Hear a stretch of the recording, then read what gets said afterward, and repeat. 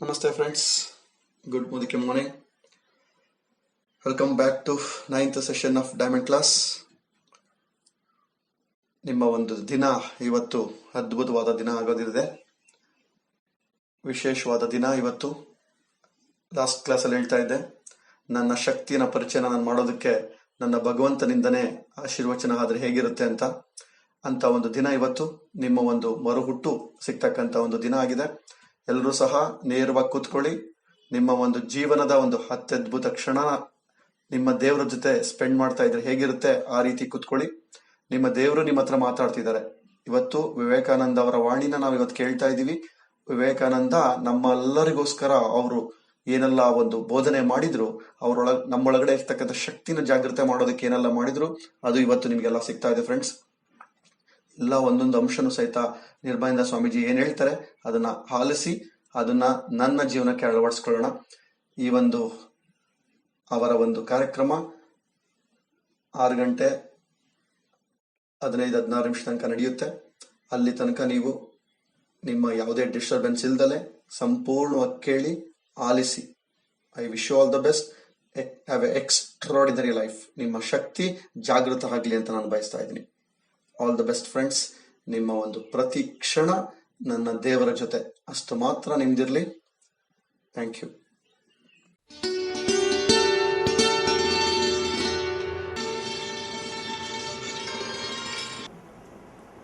ಭಾರತೀಯರು ಈ ದುರವಸ್ಥೆಯನ್ನು ಕಂಡು ಸ್ವಾಮಿ ವಿವೇಕಾನಂದ ಯೋಚನೆ ಮಾಡಿದ್ರು, ಓಹೋ, ಇವರಿಗೆ ತಮ್ಮ ಶಕ್ತಿಗಳ ಪರಿಚಯ ಆಗಿಲ್ಲ, ಇವರಿಗೆ ಶಕ್ತಿಯ ಪರಿಚಯಗಳನ್ನು ಮಾಡಿಕೊಡಬೇಕು. ಆದ್ದರಿಂದ ಇವತ್ತಿನ ಸದ್ಯದ ಭಾರತೀಯರಾಗಿದ್ದಾರೆ ಮೀನ್ನೆಸ್ ಅಂದ್ರೆ ಸಣ್ಣತನ. ಅವರು ಸಣ್ಣವ್ರನ್ನಾಗಿ ಇಟ್ಕೊಳ್ಳೋಣ.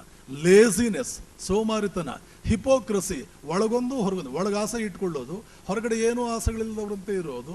Meanness, pettiness, laziness, hypocrisy have taken possession of the land. ಇಡೀ ದೇಶವನ್ನು ಆವರಿಸ್ಕೊಂಡ್ಬಿಟ್ಟಿದೆ. Can an intelligent man look at all this and remain quiet? ಒಬ್ಬ ಬುದ್ಧಿವಂತ ಮನುಷ್ಯ ಇದನ್ನೆಲ್ಲ ನೋಡ್ಕೊಂಡು ಸುಮ್ಮನೆ ಕೂತ್ಕೊಳ್ಳೋಕ್ಕಾಗುತ್ತಾ? Does it not bring tears to the eyes? ಕಣ್ಣಲ್ಲಿ ನೀರು ಬರಲ್ವಾ? ನನ್ನ ದೇಶದ ದುರ್ವಸ್ಥೆ, ನನ್ನ ಸೋದರಿಗಿರ್ತಕ್ಕಂಥ ಈ ದುರ್ವಸ್ಥೆ ನೋಡ್ತಾ ಇದ್ರೆ. Does it not bring tears to the eyes? Therefore I say, I want to rouse the inherent power of the Atman inside by sending young monks all over the country who will preach them the message of divinity, message of strength, message of self-reliance, and message of infinite possibilities hidden up inside the human coil. ಒಬ್ಬ ಮನುಷ್ಯನ ಶರೀರದ ಒಳಗಡೆ ಹುದುಗಿರ್ತಕ್ಕಂಥ ಅನಂತ ಶಕ್ತಿಗಳು, ಅನಂತ ಸಾಧ್ಯತೆಗಳು, ಅನಂತ ವೈಭವಗಳು. ಎಷ್ಟು ಶಕ್ತಿ ಇದೆಯೋ ಮನುಷ್ಯ ನಿನ್ನ ಒಳಗಡೆ, ಎಷ್ಟೆಲ್ಲ ಶಕ್ತಿ, ಅದರ ಕೇವಲ ಒಂದು ತುಣುಕು ಆಚೆಗೆ ಬಂದರೆ ಈ ಪ್ರಪಂಚಕ್ಕೆ ತಡ್ಕೊಳ್ಳೋಕ್ಕಾಗೋದಿಲ್ಲ. ಎಷ್ಟು ಶಕ್ತಿಗಳಿದೆಯೋ ಮನುಷ್ಯ, ನಿನಗೇನಾಗಿದೆ ದುರವಸ್ಥೆ, ಬಾ ಆ ಶಕ್ತಿಗಳನ್ನ ಆಚೆಗೆ ತೆಗೆದುಕೊಂಡು ಬಾ. ಬ್ರಿಂಗ್ ಇಟ್ ಔಟ್, ಆಚೆಗೆ ತೆಗೆದುಕೊಂಡು ಬಾ. Assert your self. ನಿನ್ನ ರಾಜತ್ವವನ್ನ, ನಿನ್ನ ಗಾಂಭೀರ್ಯವನ್ನ, ನಿನ್ನ ಮಹತ್ವವನ್ನ ಪ್ರತಿಷ್ಠಾಪಿಸು. ರಾಜನಂತೆ ಮೆರಿಬೇಕಾದವನು. ಯಾಕೆ? ನಿಮ್ಮ ತಾತ ಮುತ್ತಾತಂದಿರು ಪ್ರಪಂಚಕ್ಕೆ ರಾಜರಾಗಿದ್ರು. ಅದೇ ರಕ್ತ ನಿಮ್ಮಲ್ಲಿ ಹರಿತಾ ಇದೆ. ಆವತ್ತು ಅಲೆಕ್ಸಾಂಡರ್ ಇಂಡಿಯಾ ದೇಶಕ್ಕೆ ಬರಬೇಕು ಅಂತಂದಾಗ ಅವನ ಗುರು ಅರಿಸ್ಟಾಟಲ್ ಹೇಳಿದ್ದೇನು ಗೊತ್ತಾ? ಇಂಡಿಯಾ ನೀನು ತಿಳ್ಕೊಂಡಿರೋ ಹಾಗೆ ಪರ್ಷಿಯಾ ದೇಶದ ಹಾಗೆ, ಈಜಿಪ್ಟಿನ ಹಾಗೆ ಅದು ಯಾವುದೋ ಸಾಮಾನ್ಯ ದೇಶ ಅಂತ ತಿಳ್ಕೊಳ್ಬೇಡವೋ. ಅದು ಜ್ಞಾನಿಗಳಿಂದ ತುಂಬಿ ತುಳುಕಾಡ್ತಾ ಇರ್ತಕ್ಕಂಥ ದೇಶ, ಜ್ಞಾನಿಗಳಿಂದ ತುಂಬಿ ತುಳುಕಾಡ್ತಾ ಇರ್ತಕ್ಕಂಥ ದೇಶ. ಒಬ್ಬ ಇಂಡಿಯನ್ ಒಂದು ದೇಶದ ಚಿತ್ರವನ್ನೇ ಬದಲಾವಣೆ ಮಾಡ್ತಾನೆ. ಒಬ್ಬ ಇಂಡಿಯನ್ ಒಂದು ದೇಶಕ್ಕೆ ಹೋದ ಅಂತಂದ್ರೆ ಆ ದೇಶದ ಭವಿಷ್ಯವನ್ನೇ, ಹಣೆ ಬರವನ್ನೇ ಬದಲಾವಣೆ ಮಾಡ್ತಾನೆ. ಅರಿಸ್ಟಾಟಲ್ ಸುಮ್ಮನೆ ಹೇಳಿದ್ನ, ಚೈನಾದಿಂದ ಹಿಡಿದು ಜಪಾನ್ವರೆಗೆ ಅವೆಲ್ಲ ಕೂಡ ಕಾಡು ಮೃಗಗಳಂತೆ ಬದುಕ್ತಾ ಇದ್ರು ಆ ಜನ. ಇಲ್ಲಿಂದ ಬೌದ್ಧ ಸನ್ಯಾಸಿಗಳು ಹೋದರು ನೋಡಿ, ಒಂದೊಂದು ದೇಶಕ್ಕೆ ಬೌದ್ಧ ಸನ್ಯಾಸಿಗಳು ಹೋದರು, ಒಂದೊಂದು ದೇಶದ ಚಿತ್ರವನ್ನೇ ಬದಲಾವಣೆ ಮಾಡಿದರು. ಇದೆಲ್ಲ ಅರಿಸ್ಟಾಟಲ್ ಗೊತ್ತಿತ್ತು. ಆದ್ದರಿಂದ ಅಲೆಕ್ಸಾಂಡರ್ ಹೇಳ್ದ, ನೀನು ಬರುವಾಗ ಒಂದು 4 ಜನ ಅಲ್ಲಿಯ ಫಿಲಾಸಫರ್ಸನ್ನು ಕರ್ಕೊಂಡು ಬಾ, ಅಲ್ಲಿಯ ತತ್ವಜ್ಞಾನಿಗಳನ್ನ ಕರ್ಕೊಂಡು ಬಾ, ನಿನ್ನ ಗ್ರೀಸ್ ದೇಶ ಉದ್ಧಾರ ಆಗುತ್ತೆ. ಅಲೆಕ್ಸಾಂಡರ್ ಕರ್ಕೊಂಡು ಹೋದ. ಹೀಗೆ ಸ್ವಾಮಿ ವಿವೇಕಾನಂದರ ಮಾತಿನಲ್ಲಿ ನಾನು ಒಂದೊಂದು ಕಾಲೇಜನ್ನು ಪ್ರಾರಂಭ ಮಾಡಿ ಮಹಾ ತತ್ವಜ್ಞಾನಿಗಳಾಗಿರ್ತಕ್ಕಂಥ ತ್ಯಾಗಿಗಳಾಗಿರ್ತಕ್ಕಂಥ ಯುವಕರನ್ನು ನಿರ್ಮಾಣ ಮಾಡಿ ಅವ್ರು ಒಬ್ಬೊಬ್ಬರು ಒಂದೊಂದು ಊರಿಗೂ ಹೋಗಿ, ಮನುಷ್ಯ ನಿನ್ನ ಶಕ್ತಿಗಳು ಎಷ್ಟು ಅಂದರೆ ಒಂದು ತುಣುಕು ಸಾಕು ಪ್ರಪಂಚಕ್ಕೆ ತಾಳಿಕೊಳ್ಳೋದಕ್ಕಾಗೋದಿಲ್ಲ, ಒಂದು ತುಣುಕು ಆಚೆಗೆ ತೆಗೆದುಕೊಂಡು ಬಾರೋ, ಅದ್ಭುತಗಳು ನಡೆಯುತ್ತೆ ಎನ್ನುವ ಪಾಠವನ್ನ therefore I say I want to rouse the inherent power of the Atman. ಒಳಗಡೆ ಮಲಗಿರುವ ಸಿಂಹವನ್ನು ಬಡಿದೆಬ್ಬಿಸಬೇಕು. ನನ್ನ ಶಿಷ್ಯರು ತ್ಯಾಗಿ ಸನ್ಯಾಸಿಗಳು ಊರೂರಿಗೆ ಹೋಗಿ ಇಂಥ ಕಾಲೇಜ್ ಮಾಡಬೇಕು, ಆದರೆ ದುಡ್ಡೆಲ್ಲಿಂದ ತರೋದು ಅಂತ ಯೋಚನೆ ಮಾಡಿ ವಿವೇಕಾನಂದರು ಆವತ್ತು ಕನ್ಯಾಕುಮಾರಿಯಲ್ಲಿ 3 ದಿನ ಊಟ ಇಲ್ಲ, ಒಂದು ತೊಟ್ಟು ನೀರಿಲ್ಲ. ಈ ದೇಶಕ್ಕೆ ಬಂದ ದುರವಸ್ಥೆ ಅವರಿಗೆ ಅಷ್ಟು ಚಿಂತೆಗೀಡು ಮಾಡಿತ್ತು. ಅಮೆರಿಕಕ್ಕೆ ಹೋದರು, ದುಡ್ಡು ತಂದರು, ಅಲ್ಲಲ್ಲಿ ಈ ಮಠಗಳನ್ನೆಲ್ಲ ಮಾಡಿದರು, ಯಂಗ್ ಸನ್ಯಾಸಿಗಳನ್ನು ನಿರ್ಮಾಣ ಮಾಡಿದರು. ಹೋಗಿ ಊರಿಗೂ ಹೋಗಿ ಬಡಿದೆಬ್ಬಿಸಿ ಜನರಲ್ಲಿ, ನೀವೆಲ್ಲ ಸಿಂಹಗಳು, ಸುಮ್ಮನೆ ನಿಮ್ಮನ್ನು ಕುರಿಗಳು ಅಂತ ಭಾವಿಸಿಕೊಂಡು ಆ ಸಿಂಹತ್ವ ವೇಸ್ಟ್ ಆಗಿ ಹೋಗ್ತಾ ಇದೆ. ನಿಮ್ಮನ್ನು ಕುರಿಗಳು ಅಂತ ಭಾವಿಸಿಕೊಂಡು ಜೀವನವೇ ಹಾಳಾಗಿ ಹೋಗ್ತಾ ಇದೆ, ವ್ಯರ್ಥವಾಗ್ತಾ ಇದೆ. ಸಿಂಹತ್ವವನ್ನು ತನ್ನೇ ಆಚೆಗೆ ಅನ್ನುವಂಥ ಮೆಸೇಜ್ ಕೊಡಿ ಅಂತ ನಾನು ಹೇಳಬೇಕು ಅಂತ ವಿವೇಕಾನಂದರು ಭಾವಿಸಿದರು. ಇದು ಎಲ್ಲಿದೆ? ಇದು ಉಪನಿಷತ್ತುಗಳ ತತ್ವ. ವಿವೇಕಾನಂದರು ಹೇಳ್ತಾರೆ, ಭಾರತೀಯರೇ, ಗೋ ಬ್ಯಾಕ್ ಟು ಉಪನಿಷತ್ಸ್. ಹೋಗಿ ಉಪನಿಷತ್ತುಗಳ ಜೀವನ ಧರ್ಮ, ಜೀವನ ರಚನೆಗೆ ವಾಪಸ್ ಹೋಗಿ. ಆ ಉಪನಿಷತ್ತು ಏನು ಹೇಳುತ್ತೆ? ಮನುಷ್ಯನ ಶಕ್ತಿಯನ್ನು ಕ್ಯಾಲ್ಕುಲೇಟ್ ಮಾಡುತ್ತೆ.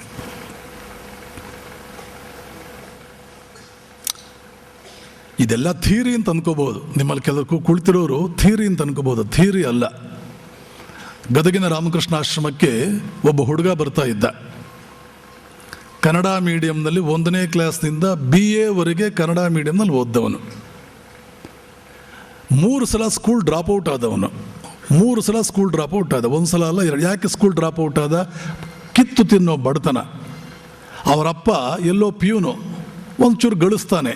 ಗಳಿಸಿದ್ದು ಕೂಡ ಎಲ್ಲೋ ಏನೇನೋ ಆಗ್ಬಿಡುತ್ತೆ, ಹಾಳಾಗಿ ಹೋಗುತ್ತೆ. ತಾಯಿ ಅಂಗನವಾಡಿನಲ್ಲಿ ಅಡುಗೆ ಮಾಡುವ ವ್ಯಕ್ತಿಗೆ ಸಹಾಯಕಳು, ಅಡುಗೆ ಮಾಡೋಳು ಅಲ್ಲ. ಅವಳಿಗೆ ದಿನಕ್ಕೆ 20 ರೂಪಾಯಿ ಡೈಲಿ ವೇಜು, 20 ರೂಪಾಯಿ, 600 ರೂಪಾಯಿನಲ್ಲಿ ಏನಾದರೂ ನಡೆಯುತ್ತಾ? ಸಾಲದಕ್ಕೆ ಗಂಡ ಏನು ಹೇಗೋ ಎಲ್ಲ ವೇಸ್ಟ್ ಆಗಿ ಹೋಗ್ತಾ ಇರುತ್ತೆ ಹಣ. 3-4 ಜನ ಮಕ್ಕಳು ಸಾಕಾಗುತ್ತಾ? ಆದ್ದರಿಂದ ರಜಾ ದಿನಗಳಲ್ಲಿ ಏಪ್ರಿಲ್ ಮೇನಲ್ಲಿ ಗೋವಾಗೆ ಹೋಗಿ ಅಲ್ಲಿ ಬಿಲ್ಡಿಂಗ್ ಕೆಲಸ ಮಾಡು, ಮತ್ತೊಂದು ಕೆಲಸ ಮಾಡು, ದುಡಿದು 2 ತಿಂಗಳು ವರ್ಷಕ್ಕಾಗುವಷ್ಟು ಫೀಸು, ಬಟ್ಟೆ, ಪುಸ್ತಕ ಇದಕ್ಕೆಲ್ಲ ದುಡಿದು ಪಾಪ ಏಪ್ರಿಲ್ ಮೇ ತಿಂಗಳಿನಲ್ಲಿ ಜೂನ್ನಿಂದ ಶಾಲೆಗೆ ಹೋಗಬೇಕು. ಇಂತಹ ದುರವಸ್ಥೆ. 3 ಸಲ ಸ್ಕೂಲ್ ಡ್ರಾಪ್ಔಟ್ ಆದ. ಕನ್ನಡ ಮೀಡಿಯಂ ಹುಡುಗ, ಅಪ್ಪ ಅಮ್ಮ ಹೀಗೆ. PUCಗೆ ಬಂದರೆ ಜಾಸ್ತಿ ಓದಬೇಕಾಗುತ್ತೆ ಅಂತ ಹೇಳಿಬಿಟ್ಟು ಗೋವಾಗೆ ಹೋಗದೆ ಗದಗ್ನಲ್ಲೇ ಬಾರ್ ಅಂಡ್ ರೆಸ್ಟೋರೆಂಟಲ್ಲಿ ಕೆಲಸ ಮಾಡಿದ. ಸಂಜೆ 6 ಗಂಟೆಯಿಂದ ರಾತ್ರಿ 1 ಗಂಟೆವರೆಗೆ ಬಾರ್ ಅಂಡ್ ರೆಸ್ಟೋರೆಂಟಲ್ಲಿ ಕೆಲಸ ಮಾಡೋದು. 1 ಗಂಟೆಗೆ ಮಲ್ಕೊಳ್ಳೋದು, ಬೆಳಗ್ಗೆ 6 ಗಂಟೆಗೆ ಹೇಳೋದು, 7:30ಯಿಂದ ಕಾಲೇಜು, 7:30ಯಿಂದ 12:00ವರೆಗೆ ಕಾಲೇಜಿಗೆ ಹೋಗೋದು, 12:30ಯಿಂದ 1 ಗಂಟೆವರೆಗೆ ಹೇಗೋ ಏನೋ ಮಾಡ್ಕೊಳ್ಳೋದು. ಹೇಗೆ ಓದಬೇಕು, ಏನು ಮಾಡಬೇಕು? ಈ ಹುಡುಗ PUCದಲ್ಲಿ ತಕ್ಕಮಟ್ಟಿಗೆ ಬುದ್ಧಿವಂತ. PUCನಲ್ಲಿ ಸ್ವಾಮೀಜಿ ನೆಕ್ಸ್ಟ್ ಏನು ಮಾಡಲಿ ಅಂತ ಕೇಳ್ದ. ನಾನು ಅವನಿಗೆ ಹೇಳಿದೆ, IAS ಮಾಡು. ಏನು ಸ್ವಾಮಿಗಳು ಹೀಗೆ ಹೇಳ್ತಾರಲ್ಲ? ನಮ್ಮ ತಂದೆ ತಾಯಿ ಎಷ್ಟು ಬಡವರು, ನಾವು ಕನ್ನಡ ಮೀಡಿಯಂ ಓದ್ಕೊಂಡು ಬಂದಿದ್ದೀನಿ, 3 ಸಲ ಸ್ಕೂಲ್ ಡ್ರಾಪ್ಔಟ್ ಆಗಿದೆ, ಕೂಲಿ ಕೆಲಸ ಮಾಡಿ ಜೀವನ ಮಾಡ್ತಾ ಇರೋನು, ಇಂಥವನಿಗೆ IAS ಮಾಡು ಅಂತ ಹೇಳ್ತಾ ಇದ್ದಾರಲ್ಲ. ಬಹುಶಃ ನಿಮ್ಮಲ್ಲಿ ಯಾರಾದರೂ ನೀವು ಬಿರ್ಲಾ ಆಗಿ, ನೀವು ನಾರಾಯಣ ಮೂರ್ತಿ ಆಗಿ, ನೀವು ಅಂಬಾನಿ ಆಗಿ ಅಂತಂದರೆ ಹೇಗೆ ಯೋಚನೆ ಮಾಡ್ತೀರೋ? ಏನು ಸ್ವಾಮಿಗಳಿದ್ದಕ್ಕಿದ್ದಂಗೆ ಹೀಗೆ ಹೇಳ್ಬಿಟ್ರಲ್ಲ, ನಾವು ಅಂಬಾನಿ ಆಗೋದಾ ಅಂತ ಡೆಫಿನೆಟ್ಲಿ ಕೆಲವರು ಯೋಚನೆ ಮಾಡ್ತೀರಾ. ಭಾರತೀಯರಿಗಿರ್ತಕ್ಕಂಥ ದೊಡ್ಡ ತೊಂದರೆನೇ ಅದು. ಹಿಮಾಲಯವನ್ನು ಕುಟ್ಟಿ ಪುಡಿ ಮಾಡು ಅಂತ ನಾನು ಹೇಳಿದ್ರೆ ನಾಳೆಯಿಂದ ನನ್ನ ಹತ್ರ ಬರೋದೇ ಇಲ್ಲ. ಚೆನ್ನಾಗಿ ನಿದ್ದೆ ಮಾಡು, ದಿನಕ್ಕೆ 4 ಸಲ ಬರ್ತಾನೆ. ನೋಡಪ್ಪ, ಹೇಗಿದ್ರು ಕುಂಭಕರ್ಣ ನಿಮ್ಮ ದೇಶದವನೇ. 6 ತಿಂಗಳು ಊಟ, 6 ತಿಂಗಳು ನಿದ್ದೆ, 2 ಪಾಯಿಂಟ್ ಪ್ರೋಗ್ರಾಮ್. ಆದ್ದರಿಂದ ನೀನು ಕೂಡ ಚೆನ್ನಾಗಿ ಊಟ ಮಾಡು, ಅದನ್ನು ಜೀರ್ಣ ಆಗೋದಕ್ಕೆ ನಿದ್ದೆ ಮಾಡು, ಜೀರ್ಣ ಆದಮೇಲೆ ಊಟ ಮಾಡು, ಊಟ ಆದಮೇಲೆ ನಿದ್ದೆ ಮಾಡು. ಬರೀ ಹೀಗೇನಾ ಅಂತಂದರೆ ಕಾಡು ಹರಟೆ ಹೊಡಿ. ಆ ಊರಿ ಮನಮೋಹನ್ ಸಿಂಗ್ ನನ್ನನ್ನು ಕನ್ಸಲ್ಟ್ ಮಾಡದೆ ಯಾವ ಕೆಲಸವೂ ಮಾಡೋದಿಲ್ಲ ಅಂತ ಕಾಡು ಹರಟೆ ಹೊಡಿತಾ ಇರು. ಮನಮೋಹನ್ ಸಿಂಗ್ ಅನ್ನುವ ಪದ ನಿಂಗೆ ಬರೆಯೋದಕ್ಕೆ ಬರೋದಿಲ್ಲ ಅಂತ ನನಗೆ ಗೊತ್ತು, ಆದರೂ ಈ ಕಾಡು ಹರಟೆ ಹೊಡಿತಾ ಇರು. ಇಷ್ಟು ಮಾತ್ರ ನೀವು ಹೇಳಿ ದಿನಕ್ಕೆ 10 ಸಲ ಸ್ವಾಮಿಗಳು ಅಂದರೆ ಹೀಗಿರಬೇಕು, ಮಠ ಅಂದರೆ ಹೀಗಿರಬೇಕು, ಹಿಮಾಲಯವನ್ನು ಕುಟ್ಟಿ ಪುಡಿ ಮಾಡೋ, ಸಮುದ್ರವನ್ನು ಕುಡಿಯೋ ಅಂತ ಹೇಳಿದ್ರೆ ಈ ತಂದೆ ತಾಯಿ ಅಂದರೆ ಕಳಿಸೋದಿಲ್ಲ. ಏನೇನೋ ಹೇಳಿ ತಲೆ ಕೆಡಿಸ್ತಾರೆ ಆ ಸ್ವಾಮಿಗಳು. ನಮ್ಮ ಮಕ್ಕಳಿಗೆ ಏನೇನೋ ಹೇಳಿ ತಲೆ ಕೆಡಿಸ್ತಾರೆ. ಎಕ್ಸಾಮಿನೇಷನ್ ಕಾಪಿ ಹೊಡಿಬೇಡ ಅಂತಾರೆ. IAS ಮಾಡು. ಅವನು ಕನ್ನಡ ಮೀಡಿಯಂ ಹುಡುಗ, ಅವನೇನು CBSEನ, ಅವರಪ್ಪ ಏನಾದರೂ ಪ್ರೈಮ್ ಮಿನಿಸ್ಟರ್, IAS ಮಾಡು ಅಂತ ಹೇಳ್ತಾರಂತೆ. ತಂದೆ ತಾಯಿನೇ ಮೊದಲು ಕಳಿಸಲ್ಲ ಆಶ್ರಮಕ್ಕೆ. ಆ ಹುಡುಗ ಗಟ್ಟಿ ಕುಳ ಆಗಿದ್ರೆ ಬರ್ತಾನೆ, ಜೊಳ್ಳ ಆಗಿದ್ರೆ ಅವನು ಬರೋದಿಲ್ಲ. ಆದರೆ ಇವನು ಗಟ್ಟಿ ಇದ್ದ.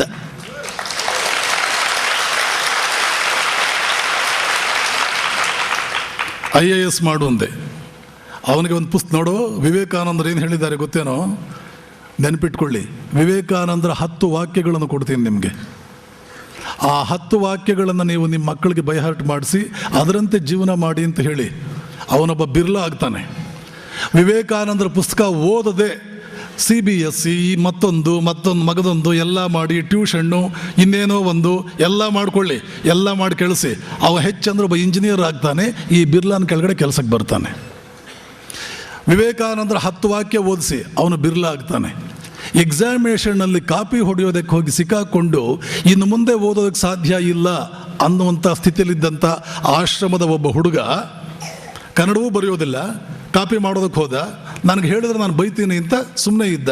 ಯಾರ ಮೂಲಕವೋ ಗೊತ್ತಾಯಿತು, ತಕ್ಕಮಟ್ಟಿಗೆ ಆಶ್ರಮದಲ್ಲಿ ಸ್ವಾಮಿಗಳಿಗೆ ಸೇವೆ ಮಾಡಬೇಕು ಅನ್ನೋ ಸಂಸ್ಕಾರ ಇತ್ತು. ಅಡುಗೆ ಚೆನ್ನಾಗಿ ಮಾಡ್ತಾ ಇದ್ದ. ಅವನು ಹೇಳಿದೆ, ಒಂದು ಹೋಟೆಲ್ ಇಡು, ಹೋಗಲಿ ಉದ್ಧಾರ ಆಗ್ತೀಯ. ಅದು ಚೆನ್ನಾಗಿ ಬೈದು ಒಂದು ಹೋಟೆಲ್ ಇಡು. 5 ಹೋಟೆಲ್ ಇಟ್ಟಿದ್ದಾನೆ ಇವತ್ತು 5 ಹೋಟೆಲ್ ಇಟ್ಟಿದ್ದಾನೆ. 200 ಜನರಿಗೆ ನೌಕರಿ ಕೊಡ್ತಾ ಇದ್ದಾನೆ. ವರ್ಷಕ್ಕೆ 20 ಲಕ್ಷ ರೂಪಾಯಿ ಇನ್ಕಮ್ ಟ್ಯಾಕ್ಸ್ ಕಟ್ತಾನೆ. ನಾನು ಅವನು ಹೇಳೋದುಂಟು, ನೋಡು, ಜೀವನದಲ್ಲಿ ತಪ್ಪು ಮಾಡಿಯೂ ಉದ್ಧಾರ ಆಗೋರು ಎಷ್ಟೋ ಜನ ಇರ್ತಾರೆ. ನೀನು ಕಾಪಿ ಮಾಡದೆ ಹೋಗಿದ್ದಿದ್ರೆ ನಿನ್ನ ಜೀವನದಲ್ಲಿ ಉದ್ಧಾರವೇ ಆಗ್ತಾ ಇರಲಿಲ್ಲ. ಕಾಪಿ ಮಾಡಿ ಸಿಕ್ಕಾಕೊಳ್ಳದೆ ಹೋಗಿದ್ದಿದ್ರೆ ಇನ್ನೂ ಉದ್ಧಾರ ಆಗ್ತಾ ಇರಲಿಲ್ಲ. ಕಾಪಿ ಮಾಡೋರು ಇವತ್ತು ಕೋಟ್ಯಾಂತರ ಜನ ಇದ್ದಾರೆ. ನಮ್ಮ ಕರ್ನಾಟಕದಲ್ಲಿ ಮಾಡೋದೇ ಅದು.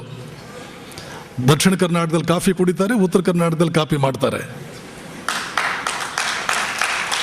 ನೀನು ಸಿಕ್ಕಾಕೊಳ್ಳದೆ ಹೋಗಿದ್ರೆ, ನಿನಗೆ ಅವಮಾನವಾಗದೆ ಹೋಗಿದ್ದಿದ್ರೆ, ನೆನಪಿಟ್ಕೊಳ್ಳಿ, ಜೀವನದಲ್ಲಿ ಅವಮಾನ, ಕಷ್ಟ, ಕಣ್ಣೀರು ಇದು ಭಗವಂತ ಕೊಡುವಂಥ ವರ.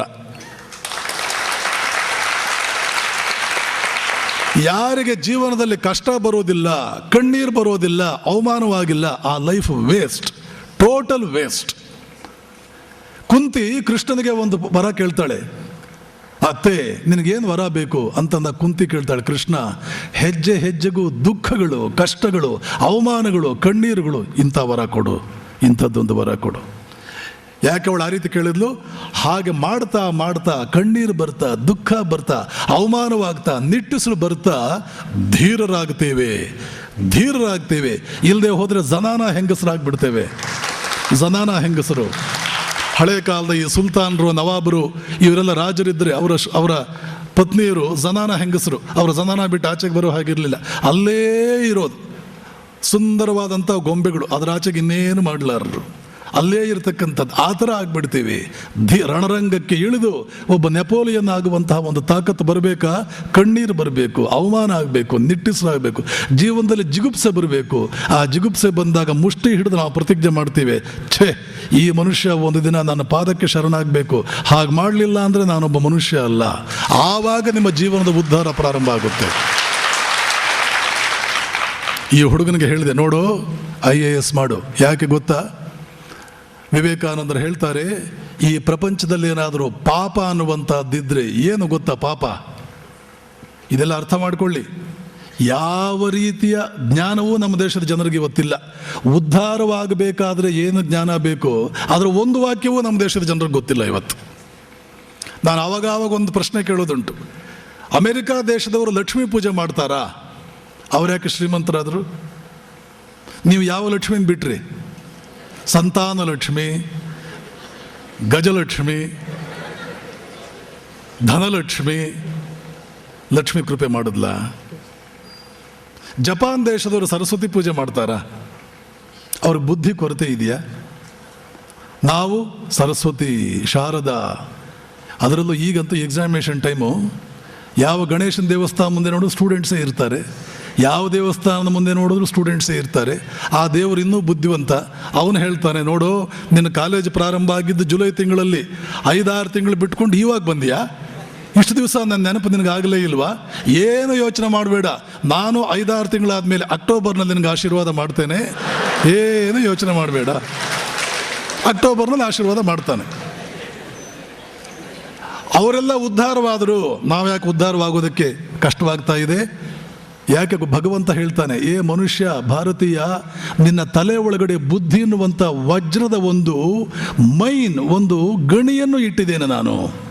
ನಿನ್ನ ಮಾನವ ಶರೀರ ಅಂತಿದೆಯಲ್ಲ, ಇದರ ಒಳಗಡೆ ವಜ್ರದ ಗಣಿ ಇಟ್ಟಿದ್ದೇನೆ. ನನ್ನ ಮುಂದೆ ಯಾಕೋ ಗೋಗರಿತೀಯ, ನನ್ನ ಮುಂದೆ ಯಾಕೆ ಹಲ್ಗಿಂಚ್ತೀಯ? ಉಪಯೋಗ ಮಾಡ್ಕೋ ಅದನ್ನು.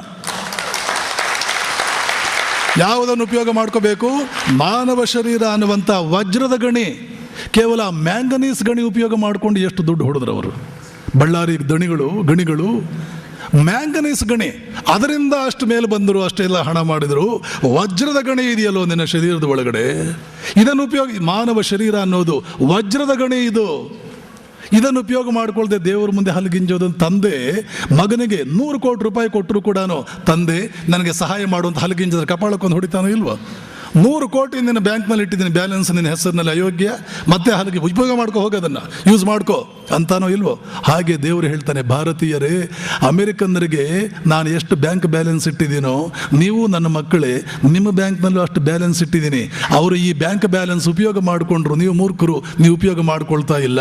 ಯಾವುದು ಬ್ಯಾಂಕ್ ಬ್ಯಾಲೆನ್ಸ್? ಅದ್ಭುತವಾದ ಮಾನವ ಶರೀರ, ಅದ್ಭುತವಾದ ಮಾನವ ಶರೀರ. ಅವರು ಉದ್ಧಾರವಾದರೂ ನೀವು ಹಲ್ಗಿಂಚ್ತಾನೇ ಇರ್ತೀರಿ. ಇದನ್ನೆಲ್ಲ ವಿವೇಕಾನಂದರು ಹೇಳಿದ್ದಾರೆ ಕಣೋ. ಆ ಹುಡುಗನಿಗೆ ಹೇಳಿದೆ, ಸ್ಕೂಲ್ ಡ್ರಾಪ್ ಔಟ್ ಆಗಿದ್ದಂಥ ಹುಡುಗನಿಗೆ ಹೇಳಿದೆ, ವಿವೇಕಾನಂದರ ಪ್ರಕಾರ ಪಾಪ ಅಂದರೆ ಏನು ಗೊತ್ತಾ? ನಾನು ಕೈಲಾಗದವನು ಅಂತ ಭಾವಿಸುವುದೇ ಪಾಪ. ನನ್ನ ಕೈನಲ್ಲಿ ಏನಾಗುತ್ತೆ ಅಂತ ನಿಮ್ಮ ಮನಸ್ಸಿಗೇನಾದರೂ ಒಂದು ಭಾವನೆ ಬಂತ, ದೊಡ್ಡ ಪಾಪ ಮಾಡಿದ್ರೆ ನೀವು ಅಂತ ಅರ್ಥ. ಈ ಪಾಪ ಭಾರತೀಯರು ಮಾಡ್ತಾ ಇರ್ತಾರೆ. ಈ ಪಾಪ ಅಮೆರಿಕನ್ನರು ಮಾಡಲ್ಲ. ಅವ್ರು ಮಾಡೋ ಪಾಪ ಬೇರೆ, ಕಳ್ಳತನ, ಸುಳ್ಳುತನ, ವ್ಯಭಿಚಾರ. ನಾವು ಎಷ್ಟು ಮಾಡ್ತೀವೋ ನಮ್ಮ 100 ಪಟ್ಟು ಮಾಡ್ತಾರೆ ಪಾಪ ಅವರು, ಆ ಪಾಪಗಳು. ಆದರೂ ದೇವರ ಕೃಪೆ ಅವ್ರಿಗಾಗಿದೆಯಲ್ಲ.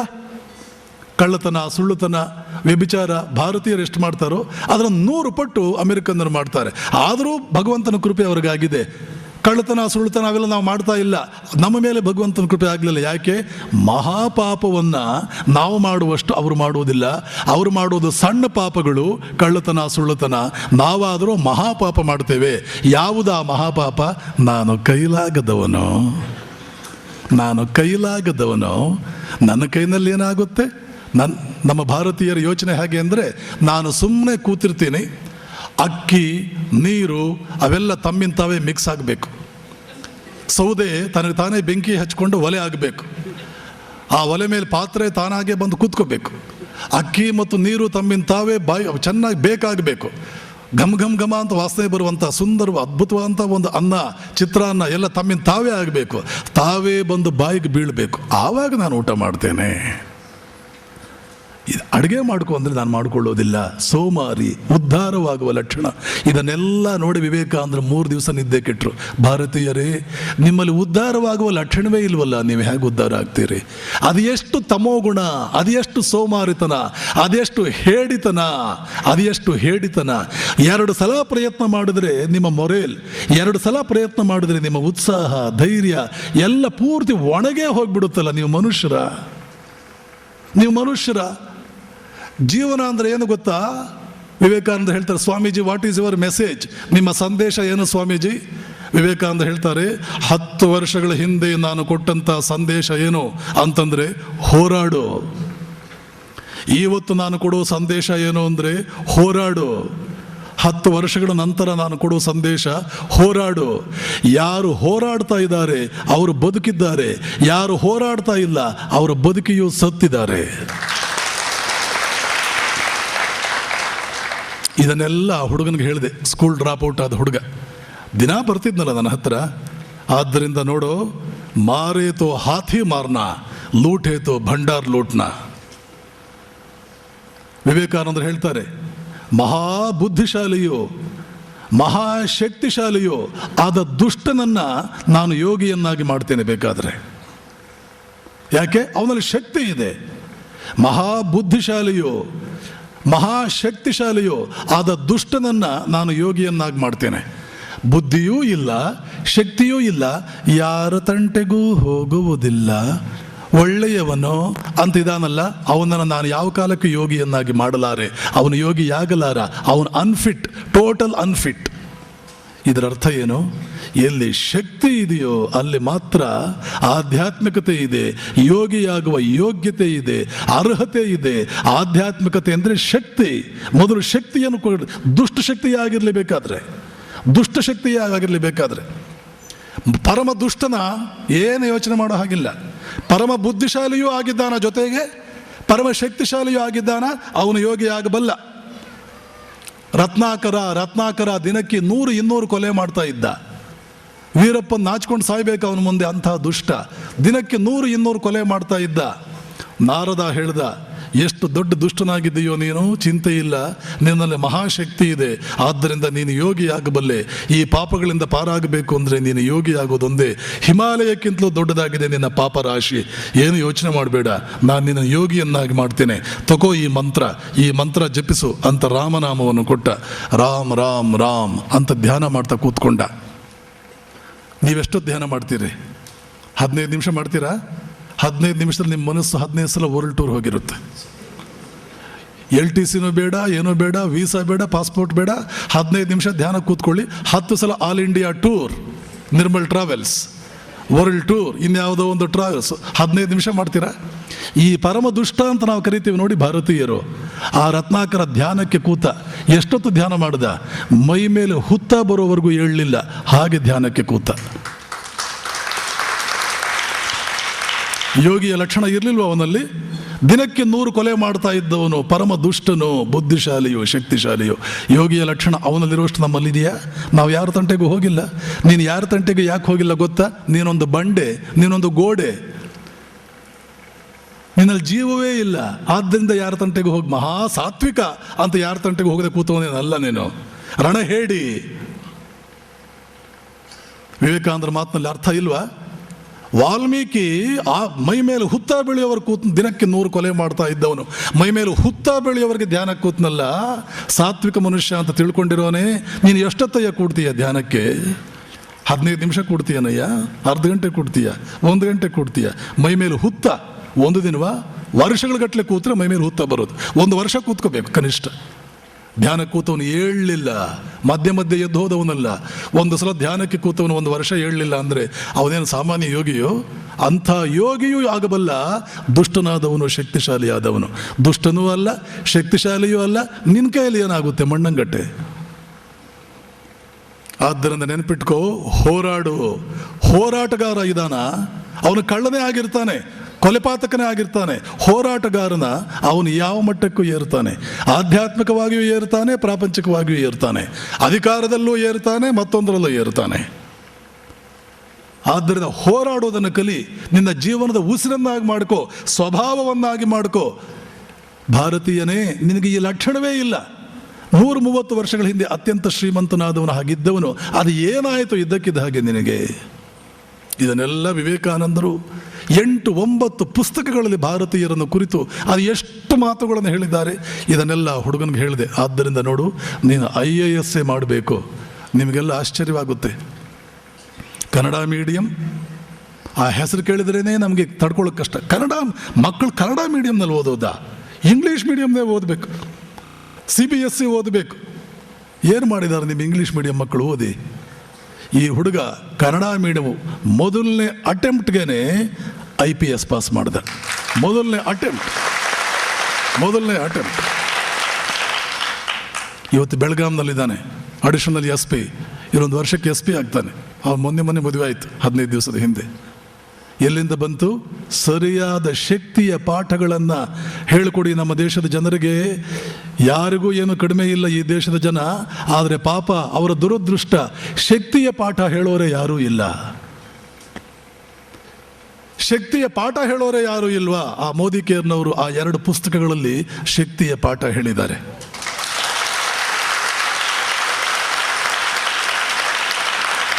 ಆದ್ದರಿಂದ ಈ ಸಂಸ್ಥೆಯನ್ನು ಮೆಚ್ಚಿದೆ ನಾನು. ಇವತ್ತು ಮುಖ್ಯಮಂತ್ರಿ ಬರ್ತಾರೆ ಮೈಸೂರಿಗೆ. ನನಗೆ ದೊಡ್ಡ ಕಾರ್ಯಕ್ರಮ ಇದೆ. All south India all monks conference. 3,000 ಜನ 300 ಜನ ಸಾಧುಗಳು ಮೈಸೂರಿನ ನೆನೆ ಸಾಯಂಕಾಲ ಉಪನ್ಯಾಸ ಇತ್ತು. ನಾನು ಆದರೂ ಬಂದೆ. ಯಾಕೆ? ಇವರು ಪ್ರತಿಯೊಬ್ಬ ಭಾರತೀಯನೂ ಕೂಡ ಕುರಿಯಾಗಿರುವ ಭಾರತೀಯನನ್ನ ಸಿಂಹವನ್ನಾಗಿಸೋದಕ್ಕೆ ಹೊರಟಿದ್ದಾರೆ.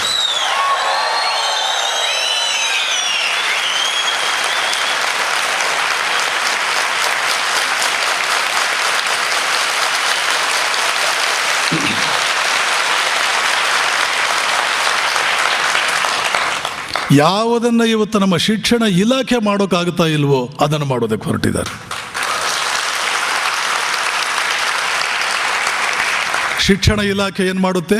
ನೀನೊಬ್ಬ ಇಂಜಿನಿಯರ್ ಆಗು, ಎಲ್ಲರ ಮುಂದೆ ಸಿಕ್ಕಿದವ್ರ ಮುಂದೆ ಎಲ್ಲ ಕೈ ಜೋಡಿಸು, ನಿನ್ನ ಮೂಳೆ ಮುರಿದು ಹೋಗೋ ಹಾಗೆ ಬೆನ್ನು ಬಗ್ಗಿಸು, ಅವ್ರು ಎಷ್ಟು ಬೈದ್ರು ಬೈಸ್ಕೋ, ಅವರ ದಾಸನಾಗಿ ಬದುಕು, ತಿಂಗಳಿಗೆ ಒಂದು 30,000 ರೂಪಾಯಿ ತೊಗೊಂಡು ಬಾ. ಇದು ನಮ್ಮ ಶಿಕ್ಷಣ ಪದ್ಧತಿ ಕಲಿಸೋದು. ನಾನು ಏನು ಹೇಳ್ತೇನೆ ಗೊತ್ತಾ? ನಿಜವಾಗಿಯೂ ಕೂಡ ಯೋಗ್ಯತೆ ಇರೋ ಮನುಷ್ಯ, ಕ್ವಾಲಿಟಿ ಮನುಷ್ಯ, ಅವನು ನೌಕರಿ ಮಾಡೋದಕ್ಕೆ ಹೋಗೋದಿಲ್ಲ, ಸ್ವತಂತ್ರವಾಗಿ ಬದುಕ್ತಾನೆ. ಅವನು ಸ್ವತಂತ್ರವಾಗಿ ಬದುಕ್ತಾನೆ.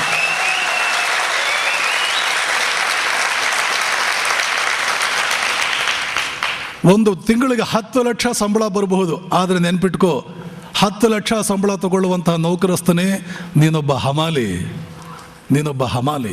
ಸ್ವತಂತ್ರವಾಗಿ ಬದುಕ್ತಾರ, 10,000 ರೂಪಾಯಿ ಗಳಿಸಿ ತನ್ನ ಕಾಲ ಮೇಲೆ ತನಗೆ ತಾನೇ ಯಜಮಾನನ. ನೀನು ಧೀರ.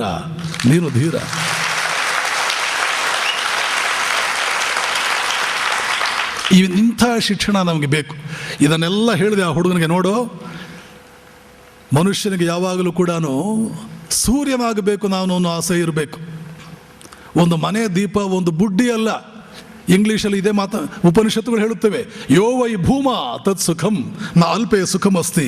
ಯಾವುದು ದೊಡ್ಡದೋ ಅದರಲ್ಲಿ ಮಾತ್ರ ಸುಖ ಇದೆ, ಅಲ್ಪದರಲ್ಲಿ ಸುಖವಿಲ್ಲ. ಅಲ್ಪಕ್ಕೆ ಆಸೆ ಪಡಬೇಡ, ಸಣ್ಣವನಾಗಬೇಕು, ಸಣ್ಣ ಸಾಧನೆ ಮಾಡಬೇಕು, ಎಂದಿಗೂ ಯೋಚನೆ ಮಾಡಬೇಡ. ಅದನ್ನೇ ಇಂಗ್ಲೀಷಲ್ಲಿ ಹೇಳ್ತಾರೆ, low aim is a crime. ಸಣ್ಣ ಗುರಿ ಇಟ್ಕೊಂಡ್ರೆ ಅದು ಅಪರಾಧ ಮಾಡಿದಂತೆ. ಒಂದು ಸಣ್ಣ ಗುರಿ ಇಟ್ಕೊಂಡ್ರೆ ಅದು ಅಪರಾಧ ಮಾಡಿದಂತೆ. ನಮ್ಮ ಮಕ್ಕಳಿಗೆ ಈ ಸಣ್ಣ ಗುರಿ ಎಂದಿಗೂ ಇಟ್ಕೋಬಾರ್ದು. ಏನಾಗಬೇಕು? Aim at the sun. ಸೂರ್ಯನಾಗೋದಕ್ಕೆ ಪ್ರಯತ್ನ ಪಡು. ಈವನ್ ಇಫ್ ಯು ಫೇಲ್, ಒಂದು ವೇಳೆ ಫೇಲ್ ಆದರೂ ಕೂಡ you will become a star. Aim at the sun. ನಾನು ಸೂರ್ಯ ಆಗಬೇಕು ಅಂತ ಪ್ರಯತ್ನ ಪಡು. ನೀನು ಫೇಲ್ ಆದರೂ ಕೂಡ ಒಂದು ಸ್ಟಾರ್ ಆಗ್ತೀಯ, ಸಾಕು. After all you are a star. ಸಾಮಾನ್ಯ ನಾನೇನು, ಯು ಆರ್ ಎ ಸ್ಟಾರ್. ಇದನ್ನೆಲ್ಲ ಹುಡುಗನಿಗೆ ಹೇಳಿದೆ. ಆತ ಒಂದು ಅಟೆಂಪ್ಟಲ್ಲಿ IPS ಪಾಸ್ ಮಾಡಿಬಿಟ್ಟ. 15 ನಂಬರ್ ಬಂದಿದ್ದಿದ್ರೆ IAS ಆಗ್ತಾ ಇತ್ತ ಒಂದು. ಶಬಾಷ್, ನೀನು ಕಣೋ ನಿಜವಾಗಿಯೂ ಕೂಡ ನನಗೆ ಬೇಕಾಗಿರ್ತಕ್ಕಂಥ ಹುಡುಗರು ಅಂದರೆ ನಿನ್ನಂಥವ್ರು ಕಣೋ. ಆ ಕಡೆ ಆ ಹೋಟೆಲ್ ಇಟ್ಟವನು, ಈ ಕಡೆ ಹುಡುಗ, ಇಂಥವರು ಒಂದು 7-8 ಜನ ನನ್ನ ಸಂಪರ್ಕಕ್ಕೆ ಬಂದವರು. ಸ್ವಾಮಿ ವಿವೇಕಾನಂದರ ಸ್ಪಿರಿಟ್ ಅವರಿಗೆ ಒಂದು ಇಂಜೆಕ್ಷನ್ ಕೊಟ್ಟರೆ ಕೇವಲ ವಿವೇಕಾನಂದರ ಒಂದು ಸಣ್ಣ ಪುಸ್ತಕ ಮತ್ತು ನನ್ನ ಕೆಲವು CDಗಳಿದೆ. ದಿ ಎನರ್ಜೀಸ್ ಆಫ್ ಮ್ಯಾನ್ ಅಂತ ಇಂಗ್ಲೀಷಲ್ಲಿ ಒಂದಿದೆ. ಭವ್ಯ ಜೀವನ ಪರಿಚಯ, ರಾಜನಂತೆ ಬದುಕಬೇಕಾದ್ರೆ ನಾವು ಹೇಗಿರಬೇಕು, ಅದೊಂದು CD ಇಲ್ಲಿದೆ. ಮತ್ತು ಇದೇ ಶಿಕ್ಷಣ, ವಿದ್ಯಾರ್ಥಿಗಳ ಶಿಕ್ಷಣ ನಿಜವಾಗಲೂ ಹೇಗಿರಬೇಕು, ಹುಲಿಗಳನ್ನಾಗಿಸುವಂತೆ ಇರಬೇಕು. ಇದೆಲ್ಲ ಇಲ್ಲಿ CDಗಳಿದೆ. ಇಲ್ಲಿ ನಮ್ಮ ಆಶ್ರಮದ ಭಕ್ತೆ ಶ್ರೀಮತಿ ಲತಾ ರಾಜಶೇಖರ್ ಅವ್ರ ಹತ್ರ ಇವೆಲ್ಲ ಈ CDಗಳು ಸಿಗುತ್ತವೆ. ನಮ್ಮ ಮುಂದ್ಗಡೆ ಕುಳಿತಿರ್ತಕ್ಕಂಥ ವಾಲಂಟಿಯರ್ಸ್ ಹತ್ರ ಕೂಡ ಇದೆ. ಮುಂದೆ ಬೇಕು ಅಂತಂದರೆ ಅವ್ರ ಕಡೆ ಸಿಗುತ್ತೆ. ಇಂಥ ಮಾತುಗಳನ್ನು ಆ ಹುಡುಗನ ಹೇಳಿದಾಗ ಡೈಲಿ ವೇಜರ್ ಹುಡುಗ ಈ ಮಟ್ಟಕ್ಕೆ ಬಂದನಲ್ಲ. ವಿವೇಕಾನಂದರು ನಿಮ್ಮ ಒಳಗಡೆ ಅದ್ಭುತವಾದ ಶಕ್ತಿಗಳಿದೆ, ಆಚೆಗೆ ತನ್ನಿ ಅಂತ ಹೇಳಿದ್ದು ಸುಳ್ಳ? ಕನಸಲ್ಲಿ ಯೋಚನೆ ಮಾಡ್ತೀರಾ? ಕೂಲಿ ಹುಡುಗ ಫಸ್ಟ್ ಅಟೆಂಪ್ಟ್ಗೆ IPS ಪಾಸ್ ಮಾಡ್ತಾನೆ, ಕನಸಲ್ಲಿ ಹೇಳ್ತಾರೆ. ಹಿಂದೂ ಪೇಪರ್ನಲ್ಲಿ ಇಂಟರ್ವ್ಯೂ ಬಂದಿದೆ, ಅದರಲ್ಲಿ ನನ್ನ ಹೆಸರು ಹಾಕಿದ್ದಾನೆ. ನನಗೆ BA ಆದಮೇಲೆ MA ಮಾಡಬೇಕು, ಜವಾಹರ್ಲಾಲ್ ನೆಹರು ಯೂನಿವರ್ಸಿಟಿನಲ್ಲಿ ಪ್ರೊಫೆಸರ್ ಆಗಬೇಕು ಡೆಲ್ಲಿನಲ್ಲಿ ಅಂತ ಆಸೆ ಇತ್ತು. ಗದಗ ರಾಮಕೃಷ್ಣ ಆಶ್ರಮದ ಸ್ವಾಮಿ ನಿರ್ಭಯಾನಂದರು ನೀನು IAS ಮಾಡಬೇಕು ಅಂತ ನನಗೆ ಇದಕ್ಕೆ ತಳ್ಳಿದರು. ಇದರಿಂದ ನಾನು IPS ಪಾಸ್ ಮಾಡಿದೆ ಅಂತ ಹಿಂದೂ ಇಂಟರ್ವ್ಯೂನಲ್ಲಿ ಹೇಳಿದ್ದಾನೆ.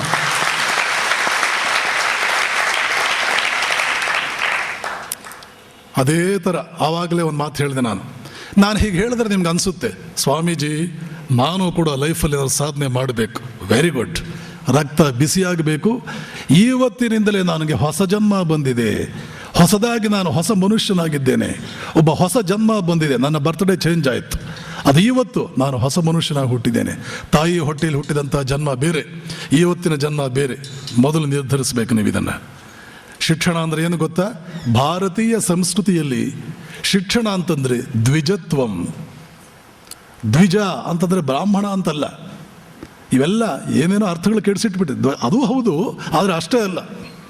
ದ್ವಿಜ, ಎರಡನೇ ಜನ್ಮ ಪಡ್ಕೊಂಡವನು. ಎರಡನೇ ಜನ್ಮ. ಯಾರು ಎರಡನೇ ಜನ್ಮ? ಈ ರವಿ, ಹಿಂದುಳಿದ ವರ್ಗಗಳ ಹುಡುಗ, ಎರಡನೇ ಜನ್ಮ ಪಡ್ಕೊಂಡ, ದ್ವಿಜನಾದ. ತಂದೆ ತಾಯಂದ್ರ ಹೊಟ್ಟೆಯಲ್ಲಿ ಹುಟ್ಟಿರ್ತಕ್ಕಂಥ ಜನ್ಮಕ್ಕೆ ಭಾರತೀಯ ಸಂಸ್ಕೃತಿಯಲ್ಲಿ ನಾವು ಮಹತ್ವವನ್ನೇ ಕೊಡೋದಿಲ್ಲ. ವಾಲ್ಮೀಕಿಗೆ ನಾವು ಮಹತ್ವ ಅವನು ಎಲ್ಲಿ ಹುಟ್ಟಿದ? ಅವನು ಬೇಡ್ರವನು. ಯಾರು ಮಹತ್ವ ಕೊಟ್ಟಿದ್ದಾರೆ ಅವನಿಗೆ? ಮಹಾ ಮಡಿವಂತರಾಗಿರ್ತಕ್ಕಂಥ ಸಂಪ್ರದಾಯಸ್ಥರಾಗಿರ್ತಕ್ಕಂಥ ಪರಮ ಸಂಪ್ರದಾಯಸ್ಥರಾಗಿರ್ತಕ್ಕಂಥ ಬ್ರಾಹ್ಮಣರು ವಾಲ್ಮೀಕಿ ಮುನಿಪುಂಗವ ನಿನ್ನ ಕೃಪಾಶೀರ್ವಾದ ಇರಲಿ ಅಂತ ಕೈ ಜೋಡಿಸಿ ಅವನು ಬರೆದ ಪುಸ್ತಕಕ್ಕೆ ಸಾಷ್ಟಾಂಗ ನಮಸ್ಕಾರ, ಅವನ ಫೋಟೋಗೆ ಸಾಷ್ಟಾಂಗ ನಮಸ್ಕಾರ ಹಾಕ್ತಾ ಇಲ್ವಾ? ಯಾರು ಬೆಲೆ ಕೊಡ್ತಾರೆ ಮೊದಲನೇ ಜನ್ಮಕ್ಕೆ? ಬೆಲೆ ಕೊಡುವುದು ನಮ್ಮ ದೇಶದ ಸಂಸ್ಕೃತಿಯಲ್ಲಿ ಎರಡನೇ ಜನ್ಮ. ಯಾವುದು ಎರಡನೇ ಜನ್ಮ? ಗುರುವಿನ ಕೈನಲ್ಲಿ ಶಿಕ್ಷಣ ಪಡ್ಕೊಂಡ ಮೇಲೆ ನೀನು ಎಂಥ ಮನುಷ್ಯನಾಗಿ ಎರಡನೇ ಜನ್ಮ ಪಡ್ಕೊಂಡೆ. ಎರಡನೇ ಜನ್ಮ ಪಡ್ಕೊಂಡಿಯೋ ಆ ಹಳೆ ಮನುಷ್ಯ, ಹಳೆ ರಾಗ, ಅದೇ ಹಳೆ ಮನುಷ್ಯ ಹಳತು, ಆ ಹಳತು ಮನುಷ್ಯನಾಗಿ ಉಳಿದೆಯೋ, ಹೊಸ ಹೀರೋ, ಹೊಸ ಹುಲಿಯಾಗಿ ಮತ್ತೆ ಬಂದಿಯೋ? ಈ ಟ್ರೈನಿಂಗ್ ಕೈನಲ್ಲಿ, ಈ ಮೋಟಿವೇಶನ್ ಕ್ಯಾಂಪ್ನಲ್ಲಿ, ಈ ಶಿಬಿರದಲ್ಲಿ, ಈ ತರಬೇತಿ ಕ್ಲಾಸ್ನಲ್ಲಿ, ಈ ಗುರುಗಳ ಕೈನಲ್ಲಿ ಹೊಸ ಮನುಷ್ಯನಾಗಿ ಬಂದಿಯೋ, ಅದೇ ಹಳತು ಹಳೆ ಮನುಷ್ಯನಾಗಿ ಉಳಿದಿಯೋ? ಹಳೆ ಮನುಷ್ಯನಾಗಿ ಉಳಿದ ಛೇ, ಹೋಗಿ ಮತ್ತೆ ಹೊಸ ಮನುಷ್ಯನಾಗಿ ಬಾ. ಶಿಕ್ಷಣ, ಗುರುಗಳು, ತಂದೆ ತಾಯಿಯಂದರು, ಸಂಸ್ಕಾರಗಳು ಹೊಸ ಮನುಷ್ಯನ ನಿರ್ಮಾಣ ಮಾಡಬೇಕು. ಯಾವಾಗ ಹೊಸ ಮನುಷ್ಯ? ಹೊಸ ಮನಸ್ಸಾದರೆ ಆಯಿತು. ಶರೀರಕ್ಕೆ ಏನು ಬೆಲೆ? ಅದೇ ಶರೀರ ಇರಲಿ. ಮೋಹನದಾಸ ಕರಮಚಂದ ಗಾಂಧಿ ಅವನು ಮಾಡದೇ ಇದ್ದಂಥ ಚಟಗಳೇ ಇಲ್ಲ, ಅವನಲ್ಲಿದ್ದಂಥ ದುರ್ವಿದ್ಯೆಗಳೇ ಇಲ್ಲ. ಎಲ್ಲ ದುರ್ವಿದ್ಯೆಗಳು ಇತ್ತು ಅವನಲ್ಲಿ. ಮೋಹನದಾಸ ಕರಮಚಂದ ಗಾಂಧಿ ಅದೇ ಶರೀರವೇ, ಆದರೆ ಮುಂದೆ ಒಂದು ದಿನ ಚೇಂಜ್ ಆದ, ಮಹಾತ್ಮ ಗಾಂಧಿ ಆದ. ಯಾರಲ್ಲಿ? ಮನಸ್ಸು ಪರಿವರ್ತನೆಯಾಗಿ ಪರಮ ನೀಚನು, ಪರಮ ದುಷ್ಟನು, ಪರಮ ಕ್ರೂರಿಯು, ಕೊಲೆಪಾತಕನು ರತ್ನಾಕರ ಅದೇ ಶರೀರ ಮುಂದೆ ಯಾವುದೋ ಮಹಾತ್ಮನ ಕೈನಲ್ಲಿ ಸಿಕ್ಕಿ ಮಹರ್ಷಿ ವಾಲ್ಮೀಕಿ ಆದ. ದ್ವಿಜತ್ವಂ, ಎರಡನೇ ಮನುಷ್ಯ ಆದ. ಶರೀರ ಅದೇ ಇದೆ, ಇದ್ರೇನಂತೆ. ಶರೀರಕ್ಕೇನು ಮಹತ್ವ? ಏನು ಶರೀರಕ್ಕೆ ಮಹತ್ವ? ಮನಸ್ಸಿಗಲ್ವ ಮಹತ್ವ? ಆದ್ದರಿಂದ ಎರಡನೇ ಜನ್ಮ ಪಡ್ಕೊಳ್ಳಿ. ಹಳೆ ಮನುಷ್ಯರಾಗಿ ಉಳಿದ್ರು ಎಷ್ಟು ನಷ್ಟ. ವಜ್ರದ ಗಣಿಯನ್ನಿಟ್ಟುಕೊಂಡು ಸಾಮಾನ್ಯನಂತೆ ಬದುಕುವುದು ಎಂತಹ ದುರವಸ್ಥೆ ಇದು. ಏನೂ ಇರಲಿಲ್ಲ, ಬಡವನಾಗಿದ್ದೀನಿ ಅಂದರೆ ಹೋಗಲಿ. ವಜ್ರದ ಗಣಿಯನ್ನು ಇಟ್ಕೊಂಡು ಬಡವನಾಗೋದು ಅಂದರೆ ಯಾವ ದೇವರು ಕಾಪಾಡ್ತಾನೋ ನಿನಗೆ? ಮನುಷ್ಯ ಜನ್ಮ ಅಂದರೆ ಏನು? ಸ್ವಲ್ಪ ಇದೆಯಾ ಅದರ ಒಳಗಡೆ ಶಕ್ತಿಗಳು? ಈ ಹುಡುಗನ ನೋಡು, ವಾಲ್ಮೀಕಿಯನ್ನು ನೋಡು. ನಮ್ಮ ಹುಡುಗ ನಮ್ಮ ದೇಶದವನೇ, ಮೊನ್ನೆ ಆದ 2-3 ಜನ 2 ವರ್ಷದ ಹಿಂದೆ ನಡೆದ ಘಟನಾವಳಿಗಳನ್ನು ನೋಡು. IPS ನಾಳೆ ಇಡೀ ಇಂಡಿಯಾಗೆ KPS ಗಿಲ್ ಆಗ್ತಾನೆ, ಒಂದು ಸಂಸ್ಥೆ ಗವರ್ನರ್ ಆಗ್ತಾನೆ. ಕೂಲಿ ಮಾಡ್ತಾ ಇದ್ದವನು ಗವರ್ನರ್ ಆದ, ಗವರ್ನರ್ ಆಗ್ತಾನೆ. ನಿನಗೇನಾಗಿದೆ? ಅವನ ಅಪ್ಪನಿಗಿದ್ದಷ್ಟು ಕಷ್ಟ ನಿಮ್ಮಪ್ಪನಿಗಿದೆಯಾ? ರಾತ್ರಿ ಹೊತ್ತು ಬಾರ್ ಆ್ಯಂಡ್ ರೆಸ್ಟೋರೆಂಟಲ್ಲಿ ಕೆಲಸ ಮಾಡಿ, ಕೂಲಿ ಮಾಡಿ, ಕನ್ನಡ ಮೀಡಿಯಂ ಓದಿ ಎಲ್ಲರಿಗೂ ಜಿ ಅಂತ ಅಂದುಕೊಂಡು ಇಷ್ಟು ಕಷ್ಟದಲ್ಲಿ ಇದೆಯಾ ನೀನು ಯಾಕಪ್ಪ ಆಗ್ತಾ ಇಲ್ಲ? ನಿನ್ನಲ್ಲಿ ವಜ್ರದ ಗಣಿ ಇದೆ ಅಂತ ನಿನಗೆ ಗೊತ್ತಿಲ್ಲ. ಅದಕ್ಕಿಂತಲೂ ದೊಡ್ಡ ಶಾಪ ಯಾವುದೂ ಇಲ್ಲ. ಅವನಿಗೆ ಗೊತ್ತಾಗೋಯ್ತು ವಜ್ರದ ಗಣಿ ಇದೆ ಅಂತ, ಅದಕ್ಕಿಂತಲೂ ದೊಡ್ಡ ವರ ಯಾವುದೂ ಇಲ್ಲ. ಹಾಗಾದರೆ ವರ ಅಂದರೆ ಏನು? ನಾನು ಏನೆಲ್ಲ ಸಾಧಿಸಬಲ್ಲೆ ಅಂತ ತಿಳ್ಕೊಳ್ಳೋದು, ಸಾಧಿಸಬೇಕು ಅನ್ನೋ ಹಠ ಹಿಡಿಯೋದು, ಇದೇ ವರ. ಶಾಪ ಯಾವುದು? ನನ್ನ ಒಳಗಡೆ ಏನೂ ಇಲ್ಲ, ನನ್ನ ಒಳಗಡೆ ಏನಿದೆ ಅಂತ ತಿಳ್ಕೊಳ್ಳೋದೇನೇ ಇರೋದು. ಮತ್ತು ತಿಳ್ಕೊಳ್ಳದೆ ಮೂರ್ಖರಂತೆ, ಸಾಮಾನ್ಯರಂತೆ ಇವತ್ತೊಂದು ಕಷ್ಟ, ನಾಳೆ ಒಂದು ಕಷ್ಟ, ಅಸಹಾಯಕತೆ. ಅದನ್ನು ಮಾಡೋಣ ಅಂದರೆ ಒಂದು ಕಷ್ಟ, ಅಸಹಾಯಕತೆ, ಅದಿಲ್ಲ ಇದಿಲ್ಲ. ನನ್ನ ಗುರುಗಳಾದ ಪರಮ ಪೂಜ್ಯ ಸ್ವಾಮಿ ಪುರುಷೋತ್ತಮಾನಂದ ಹೇಳ್ತಾ ಇದ್ರು, ನಾವೆಲ್ಲ ಹುಡುಗರಾಗಿದ್ದಾಗ, ನೋಡು, ಹೊರಗಡೆ ಪ್ರಪಂಚದಲ್ಲಿ ಬದುಕ್ತೀಯೋ ಮಹಾರಾಜನಂತೆ ಬದುಕು. ಒಂದು ದಿಕ್ಕಿಗೆ ಹೋಗೋದಕ್ಕೆ ಒಂದು ಕಾರು, 25 ಜನ ಆಳುಗಳು. ಹೊರಗಡೆ ಬದುಕ್ತೀಯೋ ಮಹಾರಾಜನಂತೆ ಬದುಕು. ಇದೆಲ್ಲವೂ ಕೂಡ ಅಶಾಶ್ವತ. ನನಗೆ ಇಂಟ್ರೆಸ್ಟ್ ಇಲ್ಲ ಅಂತೀಯೋ, ಬಾ ಸನ್ಯಾಸಿಯಾಗು, ಭಗವಂತನ ಸಾಕ್ಷಾತ್ಕಾರ ಪಡ್ಕೊ, ದೇವರ ದರ್ಶನ ಪಡ್ಕೊ, ದಿನಕ್ಕೆ 20 ಗಂಟೆ ಧ್ಯಾನ ಮಾಡು, ಭಗವದ್ ದರ್ಶನ ಪಡ್ಕೊ. ಇವೆರಡೂ ಬಿಟ್ಟು ಬೇರೆ ಏನಾದರೂ ಆಗಿದ್ದೀಯಾ? Your life is an utter waste. ನಿನ್ನ ಜೀವನ ಹಾಳಾಗಿ ಹೋಯಿತು ಅಂತ ಅಂದ್ಕೋ, ವೇಸ್ಟ್ ಆಗೋಯ್ತು ಅಂತ. ಅದೊಂದು ರೀತಿ ಆತ್ಮಹತ್ಯೆ. ಉಸಿರಾಡ್ತಾ ಇದೆಯಾ, ಆದರೆ ಆತ್ಮಹತ್ಯೆ ಮಾಡ್ಕೊಂಡಿದೆಯಾ ಯಾವತ್ತು? ಬದುಕಿದೆಯೋ ಹೊರಗಡೆ ಮಹಾರಾಜನಂತೆ ಬದುಕು, ಗೃಹಸ್ಥನಾಗ್ತೀಯೋ ಒಬ್ಬ ಮಹಾರಾಜನಂತೆ ಬದುಕು. ಇದು ಭಾರತೀಯ ಸಂಸ್ಕೃತಿ. ಗುಬ್ಬಚ್ಚಿಗಳಂತೆ ಬದುಕೋದಲ್ಲ, ಹುಲಿಯಂತೆ ಬದುಕು ಹೊರಗಡೆ ಪ್ರಪಂಚದಲ್ಲಿ. ಯಾಕೆ? ಅಷ್ಟು ಶಕ್ತಿ ಇದೆ. ಏನು ದುರ್ವಸ್ಥೆ ಇದು? ಯಾಕೆ ಈ ರೀತಿ ಬದುಕ್ತಾ? ನಮಗೆ ಕೊಡಬೇಡಿ, ನಮ್ಮ ಮಠಕ್ಕೆ ಪಾದ ಪೂಜೆ ಮಾಡಬೇಡಿ, ನಮಗೆ ದುಡ್ಡು ಕೊಡಬೇಡಿ, ಮಠಕ್ಕೆ ಡೊನೇಷನ್ ಕೊಡಬೇಡಿ, ನೀವು ಬದುಕಿ. ಯಾಕೆ? ವಿವೇಕಾನಂದರು ನಿಮಗೋಸ್ಕರ ಕಣ್ಣೀರು ಹಾಕಿದ್ರು. ನನ್ನ ಭಾರತ, ಆ ಮನುಷ್ಯ ಕಣ್ಣಲ್ಲಿ ರಕ್ತ ಸುರಿಸಿದ ನಿಮ್ಮ ದುರ್ವಸ್ಥೆಯಿಂದ ನೋಡಿ. ನೀವೇನು ದುಡ್ಡು ಕೊಡಬೇಕು ರಾಮಕೃಷ್ಣಾಶ್ರಮಕ್ಕೆ ಅಂತ ಆತ ಬಯಸಿದ್ನ? ಜೀವನದಲ್ಲಿ ನಿದ್ದೆ ಮಾಡಿದ್ದು 2 ರಾತ್ರಿ ಅವರು. ಬೇರೆ ರಾತ್ರಿ ಏನು ಮಾಡಿದರು? ಅಳುತ್ತಾ ಅಳುತ್ತಾ ಹೆಣ್ಣಿಗನಂತೆ ಹೆಂಗಸರಂತೆ ಅಳುತ್ತಾ ಕೆಲವು ದಿನ 2 ಬೆಡ್ ಸ್ಪ್ರೆಡ್ ಚೇಂಜ್ ಮಾಡಬೇಕಾಗಿತ್ತು, ಅಷ್ಟು ಅಳುತ್ತಾ ಇದ್ರು. ಯಾಕೆ ಅಳುತ್ತಾ ಇದ್ರು? ಭಾರತೀಯರೇ, ಎಷ್ಟು ಅದ್ಭುತವಾಗಿದ್ದವರು ನೀವು, ನಿಮಗೆ ಯಾಕೆ ಈ ದುರವಸ್ಥೆ ಬಂತು? ಮತ್ತೆ ನಿಮ್ಮನ್ನು ಹೇಗೆ ನಾನು ಮೇಲಕ್ಕೆತ್ತೋದು? ನಾನು ಏನು ಹೇಳಿದ್ರು ಕೂಡ ನೀವು ಜಾಗೃತರಾಗಬೇಕು ಅಂತ ಅನಿಸ್ತಾ ಇಲ್ವಲ್ಲ? ನಿಮ್ಮ ರೀತಿ ನೀತಿಗಳನ್ನು ಬದಲಾಯಿಸ್ಕೊಳ್ಬೇಕು, ಹುಲಿಗಳಂತೆ ಆಗಬೇಕು ಅನ್ನೋ ಆಸೆನೇ ಬರ್ತಾ ಇಲ್ವಲ್ಲ?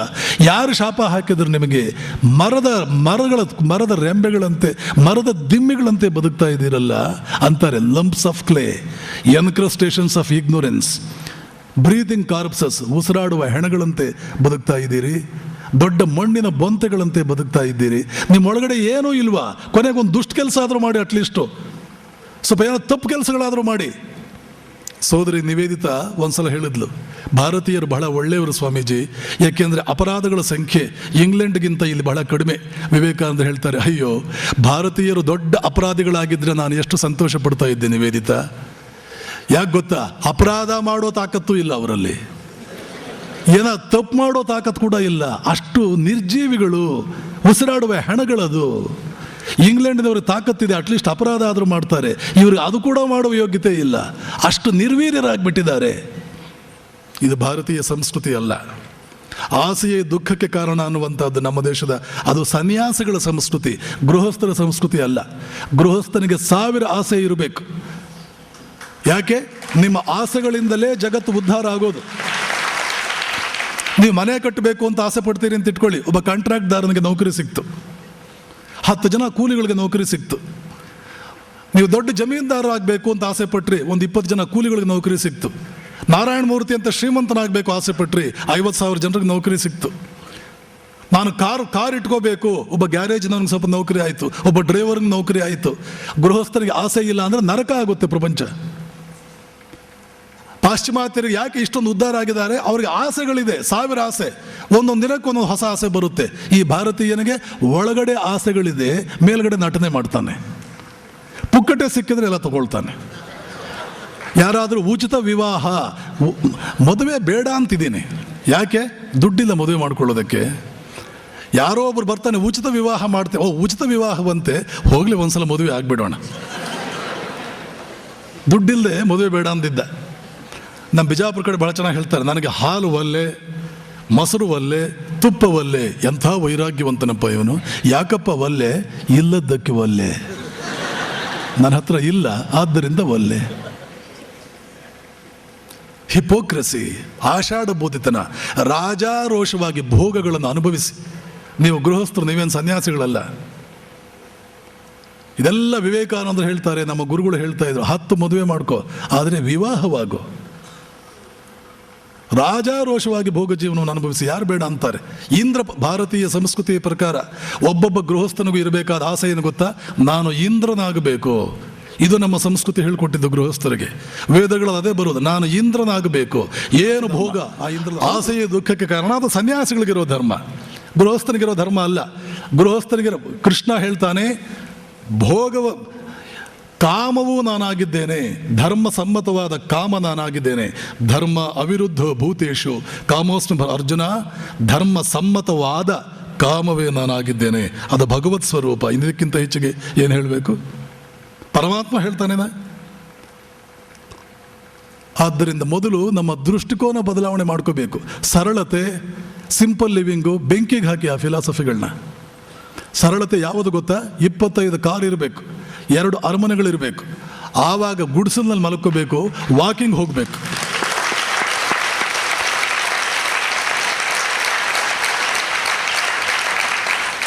ಹತ್ತು ಕಾರು 25 ಕಾರ್ ಇಟ್ಕೋಬೇಕು. ಇವೆಲ್ಲ ಬೇಡ ಅಂತ ಸೈಕಲ್ನಲ್ಲಿ ಹೋಗ್ತೀಯೋ? ಹೌದು, ಸರಳ. ಏನೂ ಇಲ್ಲ ನಿನ್ನ ಹತ್ರ, ತಿನ್ನೋದಕ್ಕೆ ಇಲ್ಲ, ನನಗೆ ಕಾರ್ ಬೇಡ ಅಂತಂದರೆ ಮೊದಲು ತಿನ್ನು ಹೊಟ್ಟೆ ತುಂಬ, ಆಮೇಲೆ ಕಾರು ಪೀರು ಎಲ್ಲ ಆಮೇಲೆ ನೋಡ್ಕೊಳ್ಳೋಣ. ನಾವು ಸಂಸ್ಕೃತಿಯನ್ನು ಬದಲಾಯಿಸ್ಕೊಳ್ಳಿ. ಇನ್ನು ಮೇಲೆ ಇಂಥದ್ದು ವಿಚಾರಗಳು ನಿಮ್ಮ ತಲೆ ಕಿತ್ತು ಬಿಸಾಕಿ, ಕಸ ಅದು ಟ್ರ್ಯಾಶ್, ಬಿಸಾಕಿ ಮೊದಲದನ್ನು. ನಮ್ಮ ಧರ್ಮ ಹೇಳೋದಿಲ್ಲ ಹೀಗೆ.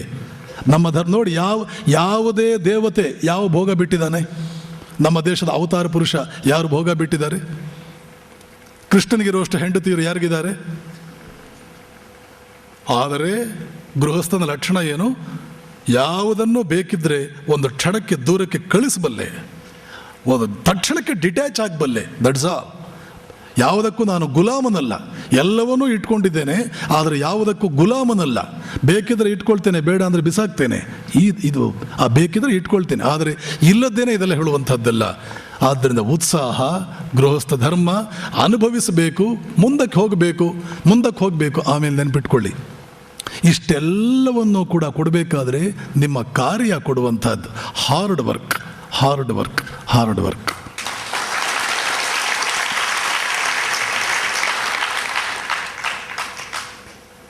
ಕಾರ್ಯ, ಕ್ರಿಯೆ, ವರ್ಕ್, ಇದು ಕೊಡದೇ ಇರತಕ್ಕಂಥದ್ದು ಏನಿದೆ ಈ ಜಗತ್ತಿನಲ್ಲಿ? ಎಷ್ಟೋ ಜನ ಭಾವಿಸ್ತಾರೆ ಕೆಲಸ ಮಾಡೋದು ಬೇಡ, ಸಕ್ಸಸ್ ಬಂದ್ಬಿಡಬೇಕು. ಪಾಶ್ಚಿಮಾತ್ಯರು ಇಂಥ ಮಾತುಗಳನ್ನು ಎಷ್ಟು ಹೇಟ್ ಮಾಡ್ತಾರೆ ಗೊತ್ತಾ? ಸುಮ್ಮನೆ ಉದ್ಧಾರ ಆಗ್ತಾರ ಅವರು? ಸುಮ್ಮನೆ ಉದ್ಧಾರ ಆಗ್ತಾರ? ನೆಪೋಲಿಯನ್ ಹೇಳ್ತಾನೆ, success comes before work only in dictionary. Success ಅನ್ನುವಂಥದ್ದು ವರ್ಕ್ಗಿಂತ ಮುಂಚೆ ಬರೋದು ಡಿಕ್ಷನರಿನಲ್ಲಿ ಮಾತ್ರ. ಬೇರೆ ಎಲ್ಲೂ ಕೂಡ ಮೊದಲು ವರ್ಕ್ ಆಮೇಲೆ ಸಕ್ಸಸ್. ಏನೆಲ್ಲ ಕೊಡಬಲ್ಲದು? ಲಿಯನಾರ್ಡೋ ಡೆವಿಂಚಿ, ಇನ್ನೊಬ್ಬ ಪಾಶ್ಚಿಮಾತ್ಯ ಚಿಂತಕ, ಅವನು ಹೇಳ್ತಾನೆ, ದೇವರೇ ನೀನು ಈ ಜಗತ್ತಿಗೆ ಇನ್ನು ಬೇರೆ ವರ ಏನು ಕೊಡಬೇಕಾಗಿಲ್ಲ. ದೊಡ್ಡ ಚಿಂತಕ, ದೊಡ್ಡ ಜೀನಿಯಸ್ ಅವನು ಹೇಳ್ತಾನೆ, ಭಗವಂತ ಈ ಜಗತ್ತಿಗೆ ಇನ್ನು ಯಾವ ವರವನ್ನೂ ನೀನು ಕೊಡಬೇಕಾಗಿಲ್ಲ, ಈಗಾಗಲೇ ಒಂದು ದೊಡ್ಡ ವರ ಕೊಟ್ಬಿಟ್ಟಿದೀಯಾ. ಏನು ಆ ವರ? ಪ್ರಯತ್ನಕ್ಕೆ ಫಲ ಅನ್ನುವಂಥದ್ದು, ಕಟ್ಟಿಟ್ಟ ಬುತ್ತಿ ಅನ್ನೋ ವರ ಕೊಟ್ಟಿದೆಯಲ್ಲ, ಸಾಕು, ಇನ್ನೇನು ಬೇಕಾಗಿಲ್ಲ ನಮಗೆ. ಇನ್ನು ಯಾವ ವರವೂ ಬೇಕಾಗಿಲ್ಲ. ಇಂಥದ್ದೊಂದು ನಿಯಮವನ್ನು ನೀನು ಜಗತ್ತಿನಲ್ಲಿ ಮಾಡಿದ್ದೀಯಲ್ಲ, ಇನ್ನು ಈ ಜಗತ್ತಿಗೆ ಇನ್ನೇನು ನೀನು ವರ ಕೊಡಬೇಕಾಗಿದೆ? ಇಂಥದ್ದೊಂದು ನಿಯಮ ಮಾಡಿದೀಯ ನೀನು ಪ್ರಕೃತಿಯಲ್ಲಿ. ಏನು ನಿಯಮ? ಪ್ರಯತ್ನಕ್ಕೆ ಫಲ, ಕಟ್ಟಿಟ್ಟ ಬುತ್ತಿ. ಸಾಕಲ್ಲ, ಪ್ರಯತ್ನ ಪಟ್ಟರೆ ಫಲ ಬಂದೇ ಬರುತ್ತೆ.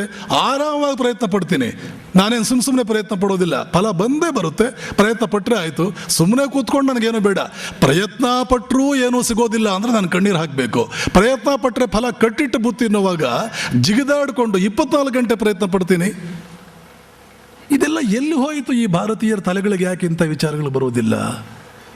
ಇವರು ಯಾಕೆ ಇದನ್ನೆಲ್ಲ ಅರ್ಥ ಮಾಡ್ಕೊಳ್ಳೋದಿಲ್ಲ? ಪಾಶ್ಚಿಮಾತ್ಯರು ಹಾಗಾದರೂ ಹೀಗಾದರೂ ಅಂತ ಅವ್ರ ಹೇರ್ ಸ್ಟೈಲು, ಅವರ ಜನವರಿ 1ನೇ ತಾರೀಕು, ಅವ್ರ ಇನ್ನು ಬೇರೆ ಬೇರೆ ತಾರೀಕುಗಳು, ಕುಡಿಯೋದು, ಕುಣಿಯೋದು, ಇದನ್ನೆಲ್ಲ ಅನುಸರಿಸ್ತಾರಲ್ಲ, ಅವರು ಉದ್ಧಾರವಾಗುವ ಮಾರ್ಗಗಳನ್ನು ಕಂಡುಕೊಂಡಿದ್ದಾರೆ. ಅದನ್ನ ಯಾಕೆ ಭಾರತೀಯರು ಅನುಸರಿಸ್ತಾ ಇಲ್ಲ?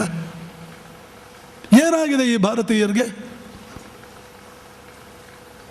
ಲಿಯನಾರ್ಡೋ ಡೆವಿಂಚಿನ ಮಾತಿದೆ, ಪ್ರಯತ್ನಕ್ಕೆ ಫಲ ಅನ್ನುವಂಥ ವರ ಕೊಟ್ಟೆ. O Lord, thou givest us everything at the price of an effort. How great are you. Thou givest us everything. ನೀನು ಏನು ಬೇಕಾದ್ರೂ ಕೊಡ್ತೀಯ ನಮಗೆ at the price of an effort. ಒಂದು ಎಫರ್ಟ್ ಹಾಕಿದರೆ, ಪ್ರಯತ್ನ ಹಾಕಿದರೆ, ದೌ ಗಿವೆಸ್ಟ್ ಎಸ್ ಎವ್ರಿಥಿಂಗ್, ಎಲ್ಲವನ್ನೂ ಕೊಡ್ತೀಯ. How great are you. ಎಷ್ಟು ಗ್ರೇಟ್ ನೀನು ನಿಜವಾಗಲೂ ಕೂಡ. ಪ್ರಯತ್ನವೇ ಮಾಡಲ್ಲ ನಾವು. 1-2 ದಿನ ಪ್ರಯತ್ನ ಮಾಡಿದ್ರು, 3ನೇ ದಿನಕ್ಕೆ ಸಾಕಾಯಿತು. ಯಾಕೆ? ನಾನು ಯಾರ ಮನೆಗಾದರೂ ಹೋಗಬೇಕು ಅಂದರೆ ಅವ್ರ ಮನೆಯಲ್ಲಿ ನನಗೆ ವೆಲ್ಕಮ್ ಸ್ಪೀಚೇ ಮಾಡಲ್ಲ.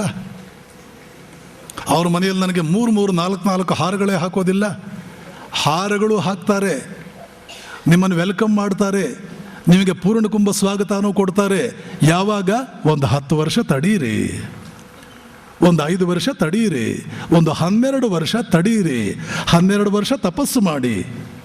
12 ವರ್ಷ ತಪಸ್ಸು ಮಾಡದೆ ಈ ಜಗತ್ತಿನಲ್ಲಿ ಏನೂ ಸಿಗುವುದಿಲ್ಲ ಅಂತ ಬರೆದಿಟ್ಕೊಳ್ಳಿ.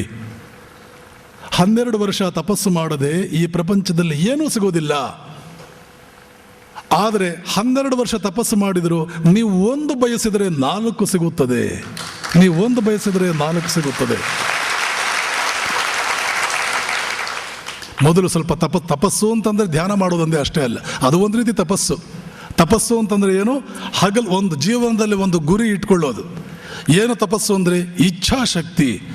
ಮುಷ್ಟಿ ಹಿಡಿದು ನಾನು ಸಾಧಿಸಬೇಕಿದನ್ನು. ನನ್ನ ಕಣ್ಣು ಮುಂದೆ ಅರ್ಜುನನ ಕಣ್ಣಿಗೆ ಆ ಹಕ್ಕಿಯ ಕಣ್ಣು ಮಾತ್ರ ಕಾಣ್ತಿತ್ತಂತೆ. ಅರ್ಜುನನ ಕಣ್ಣಿಗೆ ನನ್ನ ಕಣ್ಣು ಮುಂದೆ ಇದು ಮಾತ್ರ ಕಾಣ್ತಾ ಇದೆ. ಏನದು?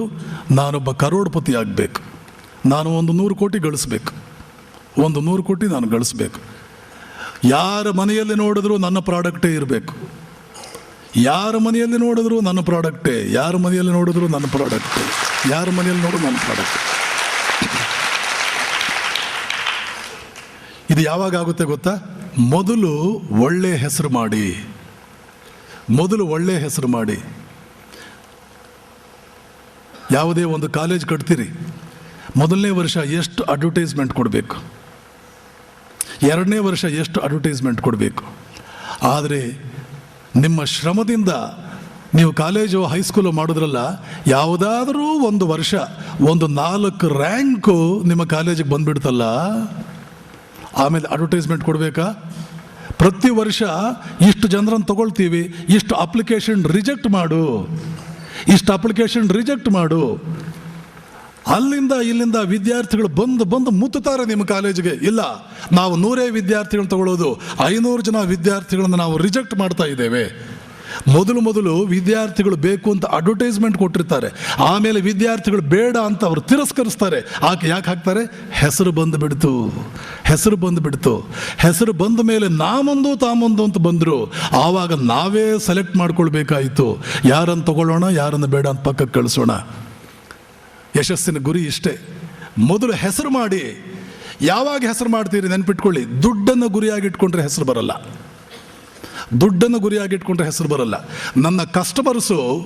ನಿಮ್ಮ ಕಸ್ಟಮರ್ಸ್ ಏನನ್ಬೇಕು ಅಂದರೆ, ಇಂಥ ಮನುಷ್ಯ ಮೋದಿ ಕೇರ್ನವ್ ನನ್ನ ಮನೆಗೆ ಬರ್ತಾನೆ, ಎಂಥ ಪ್ರಾಡಕ್ಟ್ ಕೊಡ್ತಾನೆ, ಎಷ್ಟು ಒಳ್ಳೆ ಪ್ರಾಡಕ್ಟ್ ಕೊಡ್ತಾನೆ, ಮತ್ತು ಆತ ಬಂದಾಗ ಅದು ಎಷ್ಟು ಸುಸಂಸ್ಕೃತವಾಗಿ ನಮ್ಮ ಜೊತೆ ಮಾತಾಡ್ತಾನೆ, ಎಂತಹ ಮಾನವೀಯ ಗುಣಗಳು.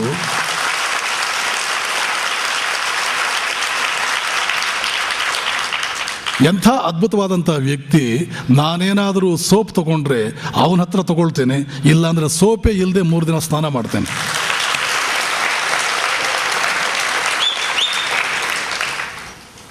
ಇದನ್ನು ನಾನೇನೋ ಥಿಯರಿ ಹೇಳ್ತಾ ಇದ್ದೀನಿ ಅಂತ ಅಂದ್ಕೋಬೇಡಿ, ನನ್ನ ಜೀವನದಲ್ಲಿ ಹಾಗೆ ಸಾಧನೆ ಮಾಡಿದವನು ನಾನು. ಪೂರ್ವಾಶ್ರಮದಲ್ಲಿ ನಾನು ಕೂಡ ಒಂದು ರಾಷ್ಟ್ರೀಕೃತ ಬ್ಯಾಂಕಲ್ಲಿದ್ದೆ. ವಿಶೇಷವಾಗಿ ಮುದುಕರು, ಬಡವರು, ಬ್ಯಾಂಕು ಅಂದರೆ ಹಣಕಾಸಿನ ವ್ಯವಹಾರ. ಅವರು ದುಡ್ಡು ತುಂಬೋದಕ್ಕೆ, ದುಡ್ಡು ತಗೊಳ್ಳೋದಕ್ಕೆ ಅಂತ ಬ್ಯಾಂಕಿಗೆ ಬರೋರು. ಆವತ್ತು ನಾನೇನಾದರೂ ಬ್ಯಾಂಕ್ನಲ್ಲಿಲ್ಲ ಅಂದರೆ ಹೊರಟೋಗೋರು, ಮಾರನೇ ದಿನ ಬರೋರು. ನನ್ನ ನೋಡೋರು, ಅಲ್ಲಿ ನಾನಿಲ್ಲ ಅಂತಂದರೆ ಹೊರಟೋಗ್ಬಿಡೋರು. ಏನ್ರಿ ಬಂದ್ರಿ? ಹಾಗೆ ಬಂದಿದ್ದೀವ್ರಿ. ಬೇರೆಯವ್ರು ಕೇಳ್ತಿದ್ರು, ಏನ್ರಿ ಬಂದ್ರಿ, ಹಾಗೆ ಹೊರಟಿದ್ದೀರಲ್ರಿ? ಹಾಗೆ ಬಂದಿದ್ದೀವಿ ಹೇಳ್ರಿ. ಕಸ್ಟಮರ್ ಬ್ಯಾಂಕಿಗೆ ಬರೋನು. ಆವತ್ತು ನಾನು ಬ್ಯಾಂಕ್ನಲ್ಲಿಲ್ಲ ಅಂತ ಇಟ್ಕೊಳ್ಳಿ, ಬೇರೆ 4-5 ಜನ ಇದ್ದರು, ಎಲ್ಲ 5-6 ಜನ ಇದ್ದರು. ಆದರೆ ಅವನು ದುಡ್ಡು ತುಂಬ್ತಿರ್ಲಿಲ್ಲ, ದುಡ್ಡು ವಿತ್ಡ್ರಾನು ಮಾಡ್ತಿರ್ಲಿಲ್ಲ, ಡಿಪಾಸಿಟು ಮಾಡ್ತಿರ್ಲಿಲ್ಲ. ಇದು ಬಿಜಾಪುರ ಭಾಷೆ, ತುಂಬೋದು ತಗೊಳ್ಳೋದು ಎಲ್ಲ ಕೂಡ. ಆವತ್ತು ಅವನು ತುಂಬುತ್ತಾನೋ ಇರಲಿಲ್ಲ, ಅಥವಾ ಡೆಪಾಸಿಟು ಮಾಡ್ತಿರ್ಲಿಲ್ಲ, ತಗೊಳ್ತಾನೋ, ಹಾಗೆ ಹೊರಟೋಗೋನು. ನಾನು ಬಂದಿದ್ದೀನಿ ಅಂತ ಗೊತ್ತಾದ ಮೇಲೆ ಕನ್ಫರ್ಮ್ ಮಾಡಿಕೊಂಡು ಬ್ಯಾಂಕಿಗೆ ಬರೋನು. ಆವಾಗ ಅದನ್ನು ಡೆಪಾಸಿಟ್ ಮಾಡೋದು, ವಿತ್ಡ್ರಾ ಮಾಡೋನು. ಆವಾಗ ಬೇರೆಯವರೆಲ್ಲ ಅಂದರು, ನಿನ್ನೆ ಬಂದಿದ್ದರು, ನೀವಿರಲಿಲ್ಲ, ಹಾಗೆ ವಾಪಸ್ ಹೋಗಿದ್ದಾರೆ ನೋಡ್ರಿ ಇವರು. ಇದೆಲ್ಲ ನಾನು ಲೈಫ್ನಲ್ಲಿ ಮಾಡಿ ತೋರಿಸ್ದವನು. ಏನೋ ಥಿಯರಿ ಹೇಳ್ತಾ ಇದ್ದೀನಿ ಅಂತ ಅಂದ್ಕೋಬೇಡಿ. ಹಾಗೇನೆ ನೀವು ಕೂಡ ನಿಮ್ಮ ಕಸ್ಟಮರ್ಸ್ ಏನನ್ನು ಬೇಕು ಗೊತ್ತಾ? ಈ ಮೋದಿ ಕೇರ್ನವರು ಇಂಥ ಮನುಷ್ಯ ಈ ಪ್ರಾಡಕ್ಟ್ ತಂದು ಕೊಡ್ತಾನ, ನನಗಿರಲಿ, ಇಲ್ಲ ಅಂದರೆ ಒಂದು 8 ದಿನ ತಡ ಆಗಲಿ, ಆದರೆ ನಾನು ಇನ್ನೊಂದು ಕಡೆ ಪ್ರಾಡಕ್ಟ್ ತಗೊಳ್ಳೋದಿಲ್ಲ. ಇದನ್ನು ನಿಮ್ಮ ಎಲ್ಲರ ಬಾಯಿನಲ್ಲಿ ತರಿಸಿದ್ರು ಯಶಸ್ಸು ನಿಮಗೆ ಕಾಲು ಕಸ.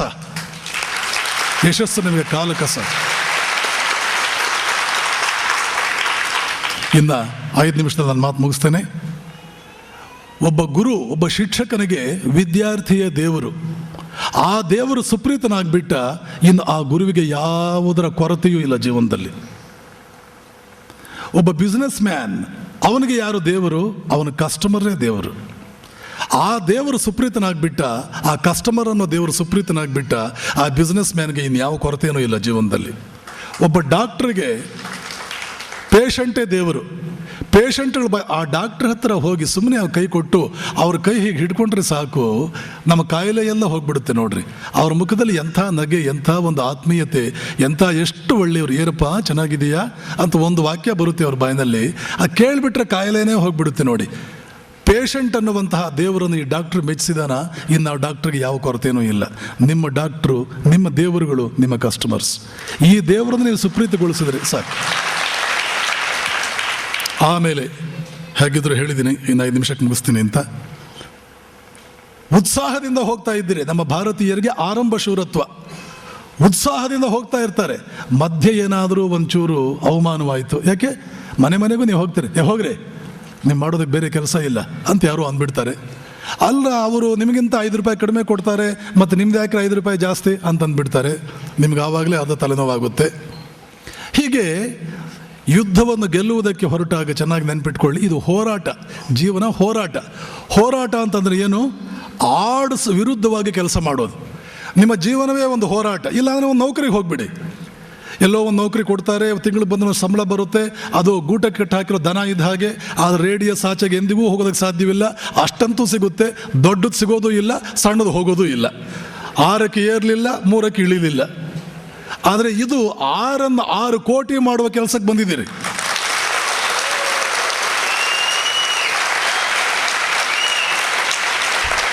ಆರನ್ನು 6 ಕೋಟಿ ಮಾಡುವಾಗ ನೀವು ರಣರಂಗದಲ್ಲಿ ಇಳಿದಾಗ, ರಣರಂಗದಲ್ಲಿ ಏನಾದರೂ ಮಸಾಲೆ ದೋಸೆ ತಿನ್ನೋ ಕೆಲಸ ಇರುತ್ತಾ?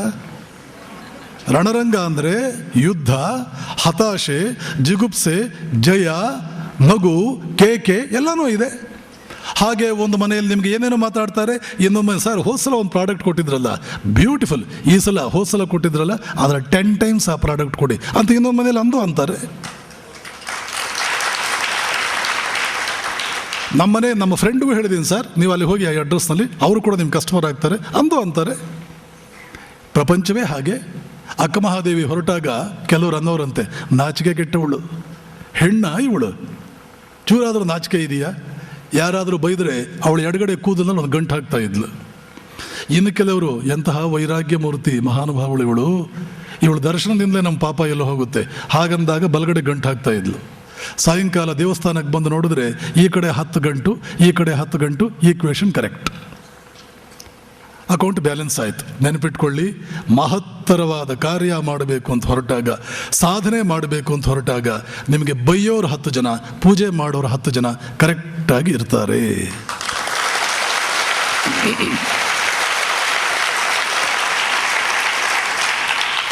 ಇನ್ಫೋಸಿಸ್ ನಾರಾಯಣ ಮೂರ್ತಿ ಇವತ್ತು ನಮ್ಮ ಎಲ್ಲ ಹುಡುಗರು ತಗೊಳ್ಳೋ ಹಾಗೆ IIT ಎಕ್ಸಾಮ್ ತಗೊಂಡ್ರು. ಮೈಸೂರಿಂದ ತಗೊಂಡ್ರು 10-15 ಜನ ಹುಡುಗರು, ಕ್ಲಾಸ್ಮೇಟ್ಸ್. ಎಲ್ಲರಿಗಿಂತಲೂ ಟಾಪರ್, ಬೇರೆಯವರೆಲ್ಲರೂ ಕೂಡ ಸೆಲೆಕ್ಟ್ ಆಗಿದ್ರು, 15 ಜನ ಸೆಲೆಕ್ಟ್ ಆದರು. ಟಾಪರ್ ನಾರಾಯಣ ಮೂರ್ತಿ. ತಂದೆ ಹೇಳಿದರು, ನೋಡು ನಾರಾಯಣ ಮೂರ್ತಿ, ನಾನು ಮೇಷ್ಟ್ರು, ಹೆಣ್ಮಕ್ಳಿದ್ದಾರೆ, ಮದುವೆ ಮಾಡಬೇಕು, ನಿನಗೆ ಮೆಡ್ರಾಸ್ IIT ಕಳಿಸಿ ಓದಿಸೋಷ್ಟು ನನ್ನ ಹತ್ರ ದುಡ್ಡಿಲ್ಲ.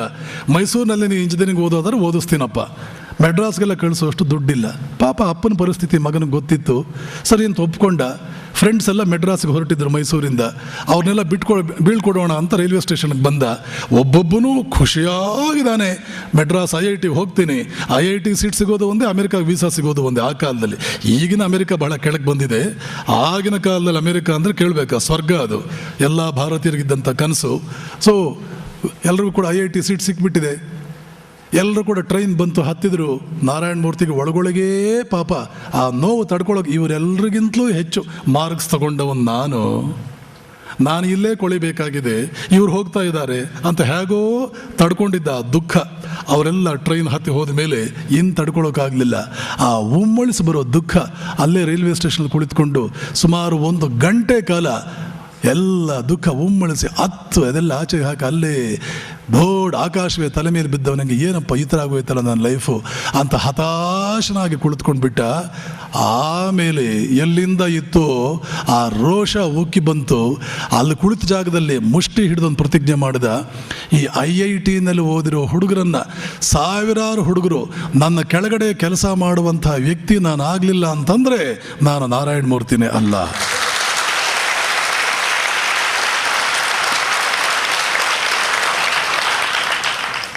ನಾರಾಯಣ ಮೂರ್ತಿ ಕೆಳಗಡೆ ಸಾವಿರಾರು ಜನ IIT ಪ್ರಾಡಕ್ಟ್ಸ್ ನಮಸ್ಕಾರ ಮಾಡಿ, ಸಂಬಳ ತಗೊಂಡು, ಪಾದಪೂಜೆ ಮಾಡಿ ಅವರನ್ನು ದೇವರಂತೆ ನೋಡ್ತಾ ಇದ್ದಾರೆ. ನಾರಾಯಣ ಮೂರ್ತಿ ಈ ಮಟ್ಟಕ್ಕೆ ಏರಬೇಕಾದ್ರೆ ಅವರಿಗೆ ಸಿಕ್ಕಿದಂತಹ ದೊಡ್ಡ ಕಾರಣ ಏನು? ಹತಾಶೆ, ಅವಮಾನ, ಜಿಗುಪ್ಸೆ, ಈ 3 ಕೂಡ ಅವರನ್ನು ಆ ಮಟ್ಟಕ್ಕೆ ಏರಿಸ್ತು.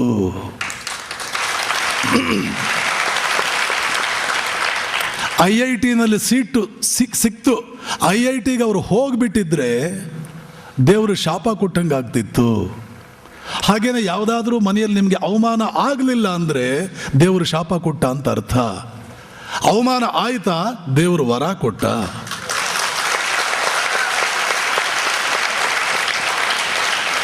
ಯಾಕೆ?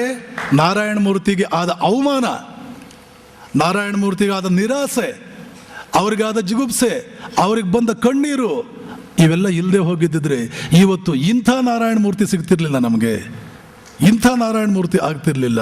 ಅವರ ಅವಮಾನವೇ, ಅವರ ಜಿಗುಪ್ಸೆಯೇ ಅವರನ್ನು ಈ ಮಟ್ಟಕ್ಕೆ ಏರಿಸ್ತು. ಆದ್ದರಿಂದ ನೆನಪಿಟ್ಕೊಳ್ಳಿ, ಒಂದು ಮನೇಲಿ ಅವಮಾನ ಆಯಿತಾ, ಒಬ್ಬ ಸಣ್ಣ ನಾರಾಯಣ ಮೂರ್ತಿ ಹುಟ್ಕೊಳ್ತಾ ಇದ್ದಾನೆ ಒಳಗಡೆ.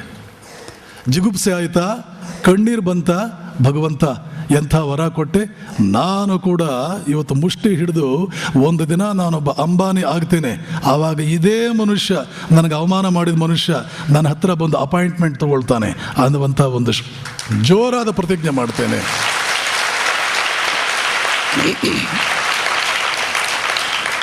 ಆದ್ದರಿಂದ ನೆನಪಿಟ್ಕೊಳ್ಬೇಕು, ಸ್ವಾಮಿ ವಿವೇಕಾನಂದರು ಅವರೆಲ್ಲ ಏನು ಹೇಳ್ತಾರೆ, ಎಲ್ಲಿ ಹೋರಾಟ ಇದೆಯೋ, ಎಲ್ಲಿ ಹೋರಾಟ ಇದೆಯೋ ತನ್ನನ್ನು ಕೆಳಕ್ಕೆ ಒತ್ತಿ ಅದುಮಿ ಸಾಯಿಸಿಬಿಡಬೇಕು ಅನ್ನುವಂಥ ಪರಿಸ್ಥಿತಿಯಲ್ಲೂ ಕೂಡ ಅವುಗಳನ್ನೆಲ್ಲ ಮೀರಿ ನಿಂತವನು ಒಂದು ದಿನ ಧೀರನಾಗ್ತಾನೆ. ನಿಜವಾಗಲೂ ಅವನು ಮಾತ್ರ ಬದುಕಿದ್ದಾನೆ ಅಂತ ಅರ್ಥ. ಅವನು ಮಾತ್ರ ಬದುಕಿದ್ದಾನೆ ಅಂತ ಅರ್ಥ. ಬೇರೆಯವರೆಲ್ಲ ಇದ್ದಾರೆ, ಆದರೆ ಅವರು ಬದುಕಿಲ್ಲ. ಈ ಟೀಪಾಯಿ ಇದೆ, ಈ ಬಾಟ್ಲಿದೆ. ಬೇರೆಯವರು ಇದ್ದಾರೆ, ಆದರೆ ಅವರು ಬದುಕಿಲ್ಲ, ಇವರು ಮಾತ್ರ ಬದುಕಿದ್ದಾರೆ. ಇಂಥ ಹಲವಾರು ವಿಚಾರಗಳನ್ನು ಮೋದಿಕೇರ್ ಪುಸ್ತಕಗಳಲ್ಲಿ ಇನ್ನು ಬೇರೆ ಬೇರೆ ರೀತಿಯಲ್ಲಿ ಹಾಕಿದ್ದಾರೆ. ಅದ್ಭುತವಾದಂಥ ಒಂದು ಮೋಟಿವೇಶನ್ ಅದು. ಅದನ್ನೆಲ್ಲ ನೀವು ಓದ್ಕೋಬೇಕು. ಓದ್ಕೊಂಡು ಕೇವಲ ಓದಿದರೆ ಸಾಲದು, ಒಳಕ್ಕೆ ಅದನ್ನು ಇಳಿಸ್ಕೋಬೇಕು, ಅದರಿಂದ ಪರಿಣಾಮ ಹೊಂದಬೇಕು. ದ್ವಿಜತ್ವಂ, ಹೊಸ ಮನುಷ್ಯನಾಗಬೇಕು. ಎಷ್ಟು ಸಲ ಹೊಸ ಮನುಷ್ಯನಾಗಬೇಕು? ಪ್ರತಿನಿತ್ಯ ಹಾಸಿಗೆಯಿಂದ ಬೆಳಗ್ಗೆ ಎದ್ದಾಗ ಒಬ್ಬ ಹೊಸ ಮನುಷ್ಯ ಎದ್ದು ಬರಬೇಕು. ಪ್ರತಿನಿತ್ಯವೂ ಕೂಡ ಒಬ್ಬ ಹೊಸ ಮನುಷ್ಯ ಎದ್ದು ಬರಬೇಕು. ನೆನ್ನೆವರೆಗೆ ಆಗಿರ್ತಕ್ಕಂಥ ಜೀವನ ನಾನು ಲೆಕ್ಕಕ್ಕೆ ಇಟ್ಕೊಳ್ಳೋದಿಲ್ಲ. ನೆನ್ನೆವರೆಗೆ ಏನಾಯಿತು ಆಯಿತು, ಇವತ್ತಿನಿಂದ ನಾನೊಬ್ಬ ಹೊಸ ಮನುಷ್ಯ, ಹೊಸ ಅನುಭವಗಳನ್ನು ಪಡ್ಕೊಳ್ಳೋಕೆ ಹೋಗ್ತೇನೆ, ಸಾಧಿಸ್ತೇನೆ, ಜೀವನದಲ್ಲಿ ಸಾಧಿಸ್ತೇನೆ.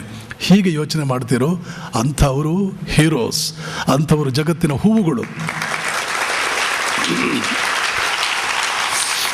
ಇಂಥವರನ್ನು ನಿರ್ಮಾಣ ಮಾಡಬೇಕಾದ್ದೇ ಭಾರತೀಯ ಸಂಸ್ಕೃತಿ. ಆ ತೈತ್ರೇಯ ಉಪನಿಷತ್ತಿನಲ್ಲಿ ಹೀಗೆಲ್ಲ ಮನುಷ್ಯ ಶಕ್ತಿಗಳ ಅದ್ಭುತವಾದ ಒಂದು ವರ್ಣನೆ ಕೊಟ್ಟು ಹೇಳುತ್ತೆ. ಅದು ಕೊನೆಗೆ, ಮನುಷ್ಯ ಇಷ್ಟೆಲ್ಲ ಸಾಧಿಸಬಲ್ಲೆ ನೀನು, ಇನ್ನು ಯೋಚನೆ ಮಾಡು ಎಲ್ಲಿ ಹೋಗಿ ಮುಟ್ಟಬೇಕು ಅಂತ ನೀನು ಯೋಚನೆ ಮಾಡು. ಹೀಗಾಗಿ ಅದೇ ಭಾರತೀಯ ಸಂಸ್ಕೃತಿ. ನಿಮ್ಮ ಮುತ್ತಾತನ ಮುತ್ತಾತಂದಿರೇ ಇದನ್ನೆಲ್ಲ ಬರೆದವರು, ಅವರೆಲ್ಲ ಹಾಗೆ ಸಾಧನೆ ಮಾಡಿದ್ದವರು. ಅದ್ಭುತವಾದ ಸಾಧನೆ ಭಾರತೀಯರ ಸಾಧನೆ, ಅಂತಿಂಥ ಸಾಧನೆ ಅಲ್ಲ. ಅದೇ ರಕ್ತ ನಿಮ್ಮಲ್ಲಿ ಹರಿತಾ ಇದೆ, ನೆನ್ಪಿಟ್ಕೊಳ್ಳಿ. ಇದ್ಯಾವುದೋ ಬೇರೆ ರಕ್ತ ಅಲ್ಲ, ಅದೇ ರಕ್ತ ಹರಿತಾ ಇದೆ. ನೀವು ಹೇಗೆ ಸಾಮಾನ್ಯರು, ನೀವು ಹೇಗೆ ಅಲ್ಪರು, ಅದಕ್ಕೆ ಅರ್ಥವಿಲ್ಲ. ಇದನ್ನೆಲ್ಲ ನಾವು ತಿಳ್ಕೊಳ್ಬೇಕು ಅಂದರೆ ನಮ್ಮ ಮುಂದೆ ಒಂದು ಕನ್ನಡಿ ಬೇಕು. ಎಲ್ಲಿದೆ ಸೊಟ್ಟ, ಎಲ್ಲಿ ನಾನು ನೆಟ್ಟಿಗೆ ಮಾಡ್ಕೊಳ್ಬೇಕು? ಅಲ್ಪ ಆಸೆಯಲ್ಲೇ ನನ್ನ ಎಲ್ಲ ಸೊಟ್ಟಗಳು ಇದೆ, ಸಣ್ಣ ಪುಟ್ಟ ಆಸೆಗಳು. ಇಷ್ಟೇ ಸಾಕು, ಇಷ್ಟೇ ಸಾಕು ಅಂತಂತೀಯೋ? ಯಾರು ನಿಮ್ಮಲ್ಲಿ ಇಷ್ಟೇ ಸಾಕು ಅಂತಂತೀರೋ ನೋಡಿ, ಹುಷಾರಾಗಿರಿ. ವಿಜಯ್ಗೆ ಮತ್ತು ರಾಜುಗೆ ನಾನು ಹೇಳ್ತೇನೆ, ಯಾರು ಇಷ್ಟೇ ಸಾಕು ಅಂತಂತೀರೋ ಅವ್ರ ಲಿಸ್ಟೆಲ್ಲ ಕೊಡಿ ಅಂತ ಕೇಳ್ತೇನೆ. ಯಾರು ಇಷ್ಟೇ ಸಾಕು ಅಂತಂತೀರಿ ಅವ್ರಿಗೆಲ್ಲ ಕೂಡ ಕಾವಿ ಬಟ್ಟೆ ಕೊಡ್ತೇವೆ, ಮಠಕ್ಕೆ ಸೇರ್ಕೊಳ್ಳಿ. ಇಷ್ಟೇ ಸಾಕು ಅಂದರೆ ಮಠಕ್ಕೆ ಸೇರ್ಕೋಬೇಕಾಗತ್ತೆ. ಅಯ್ಯೋ ಸ್ವಾಮೀಜಿ ಬೇಡ್ರಿ ಅಂತೀರೋ, ಹಾಗಾದರೆ ಇಷ್ಟೇ ಸಾಕು ಅಂತ ಅನ್ಬೇಡ್ರಿ. ಎಷ್ಟಿದ್ರೂ ಸಾಕಾಗಲ್ಲ ಅಂತಾನೆ.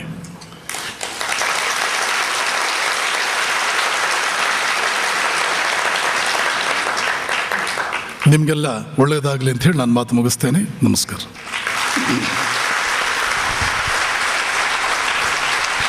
ಕೆಲವು ಪ್ರಶ್ನೆನ ಅವರು ಉತ್ತರ ಕೊಡ್ತಾರೆ. ನಿಮ್ಮ ಏನಾದರೂ ಮನಸ್ಸಿನ ಒಳಗಡೆ ಏನಾದರೂ ಪ್ರಶ್ನೆ ಇದ್ದರೆ ಕೇಳ್ಬೋದು. ಯಾರು ಕೇಳ್ತೀರಾ? ಸ್ವಾಮೀಜಿ, ನಿಮ್ಮ ಚರಣಗಳಿಗೆ ಪಾದ ನಮಸ್ಕಾರ. ನನ್ನ ಪ್ರಶ್ನೆ, ಆಧ್ಯಾತ್ಮಿಕ ಜೀವನ ಹಾಗೂ ನಿಜ ಜೀವನದಲ್ಲಿ ಎರಡು ಸಮ್ಮಿಲಿತ ಮಾಡಿಕೊಂಡು ಜೀವನ ಹೇಗೆ ನಡೆಸೋದು? ಒಂದು, ಆಧ್ಯಾತ್ಮಿಕ ಚಿಂತನೆ ಇರೋರು ಇದುವರೆಗೂ ಯಾವ ಮಾರ್ಗ ಸೂಚಿಯನ್ನು ನಮ್ಮ ನಿತ್ಯ ಜೀವನದಲ್ಲಿ ತಿಳಿಸಿದ್ದಾರೆ, ಅದು ನನಗೆ ತಿಳಿಸ್ಬೇಕಾಗಿದೆ.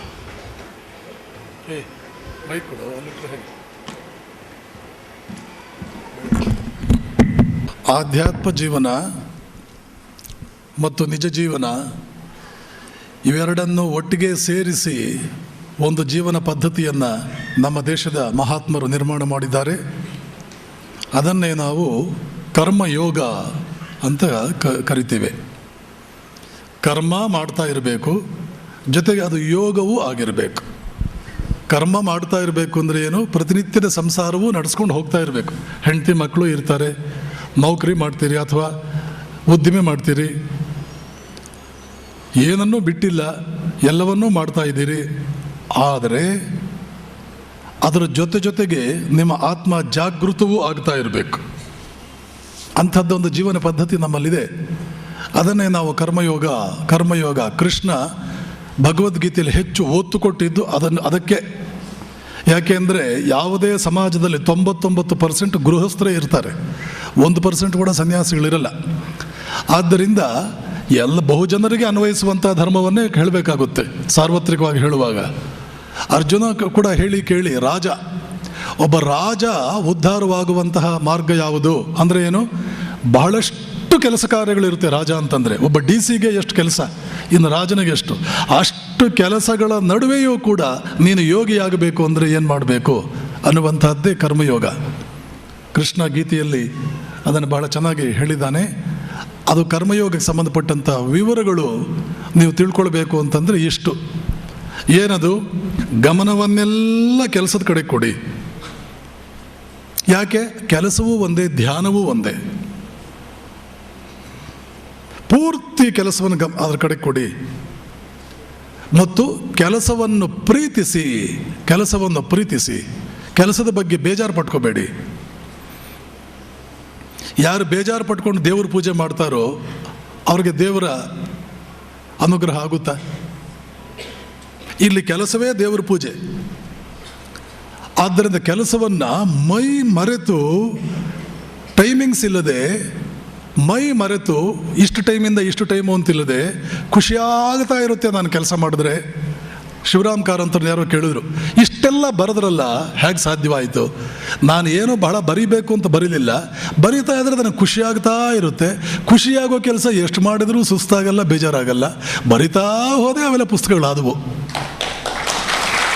ಥಾಮಸ್ ಆಲ್ವಾ ಎಡಿಸನ್ ಒಂದು ದಿನಕ್ಕೆ 20 ಗಂಟೆ ಲ್ಯಾಬೊರೇಟರಿನಲ್ಲಿ ಇರ್ತಿದ್ದ. ಯಾಕೆ? ನನಗೆ ಖುಷಿ ಆಗ್ತಾ ಇರುತ್ತೇನು, ಇದನ್ನು ಎಕ್ಸ್ಪೆರಿಮೆಂಟ್ಸ್ ಮಾಡ್ತಾ. ಹಾಗೆಯೇ ನೀವು ಕೂಡ ಕೆಲಸವನ್ನು ಪ್ರೀತಿಸಿ.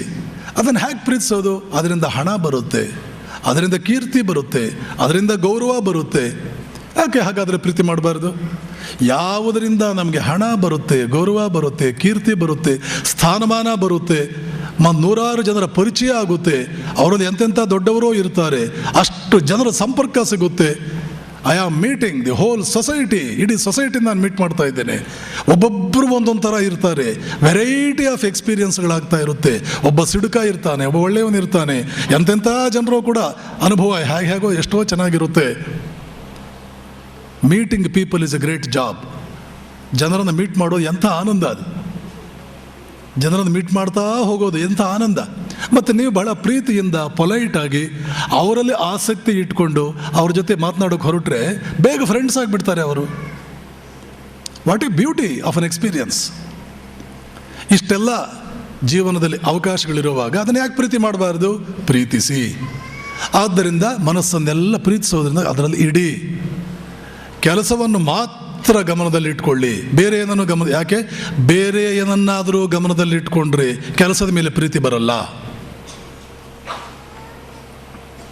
ನಿಮ್ಮ ಮೋದಿ ಕೇರ್ ಸಂಬಂಧಪಟ್ಟಂತೆ ಅಥವಾ ನೀವು ಯಾವುದೇ ಒಂದು ಬಿಸ್ನೆಸ್ ಮ್ಯಾನ್ ಅದಕ್ಕೆ ಸಂಬಂಧಪಟ್ಟಂತೆ pleasing the customer is the only business you have got. 10 ಇಟ್ಕೋಬೇಡಿ, ಯಾವುದೂ ಆಗಲ್ಲ. ಒಂದೇ ಒಂದು ಇಟ್ಕೊಳ್ಳಿ. ಏನು? I must please my customer. And are you pleasing your customer? Automatically the number of customers will increase. Automatically no customer will leave you and switch over his loyalty to any other person. ಒಬ್ಬನೂ ಕಳೆದು ಹೋಗಲ್ಲ, ದಿನೇ ಜಾಸ್ತಿ ಆಗ್ತಾ ಇರ್ತಾರೆ. ಮತ್ತು ಅದಕ್ಕಿಂತ ಹೆಚ್ಚಿಗೆ ಪ್ಲೀಸ್ ಯುವರ್ ಕಸ್ಟಮರ್. ಯಾವಾಗ ನೀವು ಪ್ಲೀಸ್ ಮಾಡ್ತೀರಿ? ಕ್ವಾಲಿಟಿನಲ್ಲಿ ಮೋಸ ಮಾಡೋಕ್ಕೆ ಹೋಗಬೇಡಿ. ನಿಮ್ಮ ಡೀಲಿಂಗ್ಸಲ್ಲಿ ಪೊಲೈಟ್ ಆಗಿರಿ. ದೇವರಲ್ವ ಅವನಿಂದ ತಾನೇ ನಿಮ್ಮ ಅಸ್ತಿತ್ವ. ನಿಮ್ಮ ವರ್ಕು, ನಿಮ್ಮ ಕಸ್ಟಮರು ನಿಮ್ಮ ದೇವರುಗಳಿದ್ದ ಹಾಗೆ. ನಿಮ್ಮ ಕಸ್ಟಮರ್ ನಿಮ್ಮ ದೇವರು. ಒಂದು ವೇಳೆ ಅವನೇ ಬೇಜಾರು ಮಾಡ್ಕೊಂಡು ಮತ್ತೊಂದು, ಓಕೆ ಸರ್, ಓಕೆ, ದಟ್ಸ್ ನೀವು ಕಳ್ಕೊಳ್ಳೋದು ಏನಿದೆ? ಒಬ್ಬ ಇಲ್ಲಿ ಯಾರೋ ಮತ್ತೇನೋ ಬೇಜಾರು ಮಾಡಿಕೊಂಡು ನೀವು 10 ಜನ ಲೈಫ್ ಲಾಂಗ್ ಫ್ರೆಂಡ್ಸ್ ಸಿಗ್ತಾರೆ.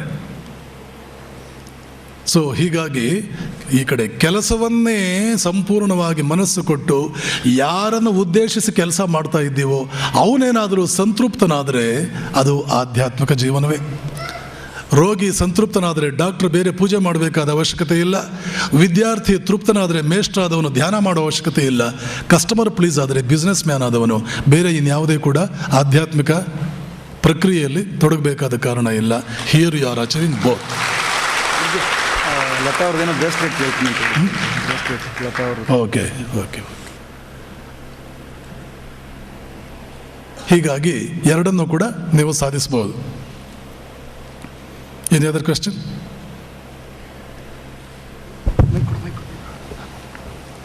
ಇನ್ನೊಂದು ಪ್ರಶ್ನೆ ಇದ್ರೆ ಹೇಳಿ. ಮೊದಲಿಗೆ ಇಂಥ ಒಂದು ಅತ್ಯದ್ಭುತವಾದಂಥ ಕಾರ್ಯಕ್ರಮವನ್ನು ಆಯೋಜನೆ ಮಾಡಿದಂಥ ನಮ್ಮ ಮೋದಿಕೇರ್ನ ಎಲ್ಲ ಲೀಡರ್ಸ್ಗಳಿಗೋಸ್ಕರ ಧನ್ಯವಾದಗಳು. ಅದ್ರ ಜೊತೆಗೆ ಈ ಸ್ವಾಮೀಜಿ ನಮಗೆ ಇಲ್ಲಿಯವರೆಗೆ ಬಂದು ನಾವು ಎಷ್ಟೆಷ್ಟೋ ತರಬೇತಿಗಳನ್ನು ಅಟೆಂಡ್ ಆಗ್ತಾ ಇರ್ತೀವಿ, ಆದರೆ ಯಶಸ್ಸಿನ ಬಗ್ಗೆ ಇಷ್ಟೊಂದು ಅನುಭವನ ಪಡ್ಕೊಂಡು ನಮ್ಮ ಜೊತೆ ಹಂಚ್ಕೊಂಡದಕ್ಕಾಗಿ ನಿಮಗೆ ನಮ್ಮ ಅನಂತ ಧನ್ಯವಾದಗಳು ಸ್ವಾಮೀಜಿಗಳಿಗೆ. ನನ್ನೊಂದು ಪ್ರಶ್ನೆ ಇದೆ ಸ್ವಾಮೀಜಿ. ಸಾಮಾನ್ಯವಾಗಿ ಮನುಷ್ಯನ ಹತ್ರ ಅತಿ ಹೆಚ್ಚು ಪವರ್ ಇದೆ ಅಂತ ಹೇಳ್ತೀವಿ. ನಮ್ಮ ಭಾರತ ದೇಶ ಇವತ್ತು ಜನಸಂಖ್ಯೆಯಲ್ಲಿ ನಂಬರ್ 1 ಕಡೆ ಹೋಗ್ತಾ ಇದೆ. ಭಾರತ ದೇಶದಲ್ಲಿ ಎಲ್ಲರೂ ಕೂಡ ಸಾಧನೆ ಮಾಡಬೇಕಂತ ನಿಂತ್ಕೊಂಡ್ರೆ ಇವತ್ತು ಅತಿ ದೊಡ್ಡ ರಾಷ್ಟ್ರವಾಗಿ ಹೊರಹೊಮ್ಮುತ್ತೆ. ಆದರೆ ಎಲ್ಲರಿಗೂ ಕನಸಿರುತ್ತೆ. ಆದರೆ ಒಂದು ಮುಖ್ಯವಾಗಿ ತೊಂದರೆ ಇರೋದು ಏನಪ್ಪ ಅಂತ ಹೇಳಿದರೆ, ಸಾಮಾನ್ಯವಾಗಿ ಹೊಟ್ಟೆಪಾಡಿಗೋಸ್ಕರನೇ ಜೀವನ ನಡೆಸ್ತಾ ಹೊರತು ಯಶಸ್ಸಾಗಬೇಕಂತ ತುಂಬ ಜನಗಳ ಹತ್ರ ಬರಲ್ಲ ಮನಸ್ಸು. ಯಶಸ್ಸಾಗಬೇಕಂತ ಕೆಲವೇ ಜನ ವ್ಯಕ್ತಿ ಹತ್ರ ಇರುತ್ತೆ, ಆದರೆ ಯಶಸ್ಸಾಗಬೇಕು ಅಂತ ತುಂಬ ಜನರ ಹತ್ರ ಇಲ್ಲ, ಬರೀ ಹೊಟ್ಟೆಪಾಡಿಗೋಸ್ಕರ ಬದುಕ್ತಾ ಇರ್ತಾರೆ. ಅವ್ರನ್ನ ಯಶಸ್ವಿ ಆಗಬೇಕಂತ ಬಿಟ್ಟು ಕನ್ವರ್ಟ್ ಮಾಡಬೇಕಾದ್ರೆ ಏನು ಮಾಡಬೇಕಂತ? ಭಾಳ ಒಳ್ಳೆ ಪ್ರಶ್ನೆ.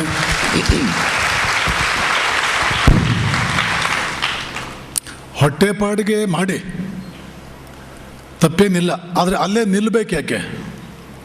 ಅಲ್ಲೇ ನಿಂತುಬಿಡ್ತೀರಿ ಯಾಕೆ?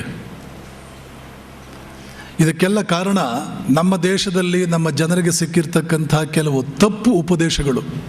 ಹೇಳಿದ್ನಲ್ಲ ಆವಾಗಲೇ, ಆಸೆಯೇ ದುಃಖಕ್ಕೆ ಕಾರಣ. ಇದು ನಮ್ಮ ದೇಶವನ್ನು ಹಾಳು ಮಾಡದಂತೆ ಇನ್ಯಾವುದೂ ಹಾಳು ಮಾಡಿಲ್ಲ.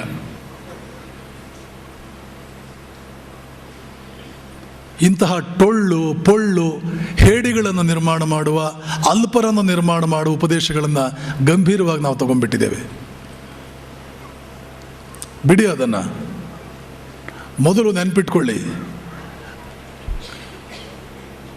ನಾನು ಹೇಳಿದ್ನಲ್ಲ ಆವಾಗಲೇ, ನಿಮ್ಮ ಹತ್ರ ಏನಿದೆ, ನಿಮ್ಮ ಹತ್ರ ಏನಿದೆ ಅನ್ನುವಂಥದ್ರ ಆಧಾರದ ಮೇಲೆ ನೀವು ಜೀವನದಲ್ಲಿ ಏನು ಮಾಡಬೇಕು ಅಂತ ನಿರ್ಧರಿಸಬೇಕಾಗುತ್ತೆ.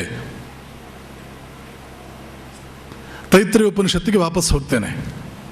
ಅಲ್ಲಿ ಏನು ಹೇಳ್ತಾರೆ ಅಂದರೆ, ಯುವಾ ಸ್ಯಾತ್ ಸಾಧು ಯುವಾಧ್ಯಾಯಕಃ ಆಶಿಷ್ಠೋ ದೃಢಿಷ್ಠೋ ಬಲಿಷ್ಠಃ ಸರ್ವೇಷಾಂ ಪೃಥಿವೀಂ ವಿತ್ತಸ್ಯ ಪೂರ್ಣಸ್ಯ ಸ ಏಕೋ ಮಾನುಷ ಆನಂದಃ. ಮನುಷ್ಯನೇ ನೋಡಿ, ಆವತ್ತಿನ ಕಾಲದ ಶಿಕ್ಷಣ ಸಂಸ್ಥೆಗಳಲ್ಲಿ ಉಪನಿಷತ್ತುಗಳೆಲ್ಲ ಆವತ್ತಿನ ಕಾಲದ ಋಷಿಗಳು ವಿದ್ಯಾರ್ಥಿಗಳಿಗೆ ಮಾತನಾಡಿರೋ ಮಾತುಗಳು. ಸರ್ವೇಷಾಂ ಪೃಥಿವೀಂ ವಿತ್ತಸ್ಯ ಪೂರ್ಣಸ್ಯ. ಇಡೀ ಪ್ರಪಂಚದಲ್ಲಿರ್ತಕ್ಕಂಥ ಎಲ್ಲ ಸಂಪತ್ತುಗಳ ಏಕಮೇವ ಒಡೆಯ ನೀನಾಗಿದ್ದೀಯಾ ಅಂತಿಟ್ಕೋ. ಅದರ ಅರ್ಥ ಏನು? ಪ್ರಪಂಚದ ಚಕ್ರವರ್ತಿ ಆಗಿದ್ದೀಯಾ ಅಂತಿಟ್ಕೋ. ಇಡೀ ಪ್ರಪಂಚಕ್ಕೆ ಏಕಚಕ್ರಾಧಿಪತ್ಯ ನಿಂದು ಅಂತಿಟ್ಕೋ. ಯುವಕನಾಗಿದ್ದೀಯ ನೀನು, ಯುವಾಹ. ಸಾಧು, ಬಹಳ ಸದ್ಗುಣವಂತನಾಗಿದ್ದೀಯ. ಅಧ್ಯಾಯಕಃ, ದೊಡ್ಡ ವಿದ್ವಾಂಸನಾಗಿದ್ದೀಯ. ಸರ್ವೇಷಾಂ ಪೃಥಿವೀಂ ವಿತ್ತಸ್ಯ ಪೂರ್ಣಸ್ಯ. ಆಶಿಷ್ಠೋ ಅಂದರೆ ಏನು? ಆಪ್ಟಿಮಿಸ್ಟಿಕ್, ಆಶಾವಾದಿ ಆಗಬೇಕು. ಇಡೀ ಭೂಮಂಡಲದಲ್ಲಿರ್ತಕ್ಕಂಥ ಎಲ್ಲ ಸಂಪತ್ತುಗಳ ಏಕಮೇವ ಒಡೆಯ ನೀನಾಗಬೇಕು. ಆವತ್ತಿನ ವಿದ್ಯಾರ್ಥಿಗಳಿಗೆ ಮೇಷ್ ಹೇಳ್ತಾ ಇದ್ದ ಪಾಠ ಏನು? ಇಡೀ ಭೂಮಂಡಲದಲ್ಲಿರುವ ಎಲ್ಲ ಸಂಪತ್ತುಗಳಿಗೆ ನೀನು ಒಡೆಯನಾಗಬೇಕು. ನಮ್ಮ ವಿದ್ಯಾರ್ಥಿಗಳಿಗೂ ಇಂಥ ಮಾತುಗಳು ನಾವು ಮಾತನಾಡಿದ್ದಿದ್ರೆ ಎಷ್ಟು ಚೆನ್ನಾಗಿರೋದು. ಆ ಮೆಕಾಲೆ ಬಂದ ಒಂದು ಶಿಕ್ಷಣ ಪದ್ಧತಿ ತಂದ ಭಿಕ್ಷುಕರನ್ನು ಮಾಡಿಟ್ಬಿಟ್ಟ ಈ ದೇಶದಲ್ಲಿ. ಭೂಮಂಡಲದಲ್ಲಿರುವ ಎಲ್ಲ ಸಂಪತ್ತುಗಳಿಗೂ ನೀನು ಏಕಮೇವ ಒಡೆಯನಾಗಬೇಕು. ಆಶಾವಾದಿಯಾಗಬೇಕು, ನಿರಾಶಾವಾದಿ ಅಲ್ಲ. ಆಶಿಷ್ಠೋ, ದೃಢಿಷ್ಠೋ, ದೃಢತೆ ಇರಬೇಕು. ಬಲಿಷ್ಠನಾಗಿರಬೇಕು, ಯುವಕನಾಗಿರಬೇಕು, ಸದ್ಗುಣವಂತನಾಗಿರಬೇಕು, ಮಹಾವಿದ್ವಾಂಸನಾಗಿರಬೇಕು. ಇಷ್ಟು ಸಾಧನೆ ಮಾಡಿದರೆ ಯುವಕನೇ ನೀನು ಒಂದು ಯೂನಿಟ್ ಆಫ್ ಅಚೀವ್ಮೆಂಟ್ ಸಾಧನೆ ಮಾಡಿದ ಹಾಗೆ, ಒಂದು ಅಡಿ ಮಾಡಿದ ಹಾಗೆ. ಗಂಧರ್ವನಾಗಬೇಕು ಅಂತ ಇಷ್ಟು ಮಾಡು, ಮೊದಲು ಇಷ್ಟು ಮಾಡು, ಆಮೇಲೆ ಗಂಧರ್ವನಾಗಬೇಕು ಅಂತ ಬಯಸು. ಆ ಗಂಧರ್ವನಿಗೆ ತೇಯೇ ಶತಂ ಮಾನುಷ ಆನಂದ, ಇಂಥ ಆನಂದಗಳು 100 ಮಾಡಿದರೆ ತೇಯೇ ಶತಂ ಮಾನುಷ ಆನಂದ ಸಯೇಕೋ ಗಂಧರ್ವಾಣಾಮಾನಂದ. ಇಂತಹ ಆನಂದಗಳನ್ನು 100 ಪಟ್ಟು ನೀನು ಜಾಸ್ತಿ ಮಾಡಿಕೊಂಡ್ರೆ ಆವಾಗ ಗಂಧರ್ವನಾಗ್ತೀಯ. ಹೀಗೆ ಹೋಗುತ್ತೆ. ತೇಯೇ ಶತಂ ಗಂಧರ್ವಾಣಾಮಾನಂದ ಸಯೇಕೋ ಪಿತೃಣಮಾನಂದ. ಈ ಗಂಧರ್ವರ 100 ಆನಂದಗಳು ನಿಂದಾಯಿತು ಅಂದರೆ ನೀನು ಪಿತೃಲೋಕಕ್ಕೆ ಹೋಗ್ತೀಯ. ಆ ಪಿತೃಗಳ 100 ಪಟ್ಟು ಆನಂದಗಳು ಆದರೆ ನೀನು ದೇವತೆಗಳ ಲೋಕಕ್ಕೆ ಹೋಗ್ತೀಯ, ದೇವತೆಯಾಗ್ತೀಯ. ಅಥವಾ ಇಷ್ಟು ಅಚೀವ್ಮೆಂಟ್ ಮಾಡೋ ಸಾಮರ್ಥ್ಯ ನಿನಗೆ ಬಂತು ಅಂದರೆ ನೀನು ದೇವತೆಯಾಗ್ತೀಯ. ದೇವತೆಗಳ 100 ಸಾಧನೆಗಳನ್ನು ಒಟ್ಟಿಗೆ ಹಾಕಿದರೆ ಒಬ್ಬ ಇಂದ್ರನ ಸಾಧನೆ ಆಗುತ್ತೆ. ನೀನು ಅದೂ ಆಗಬಲ್ಲೆ.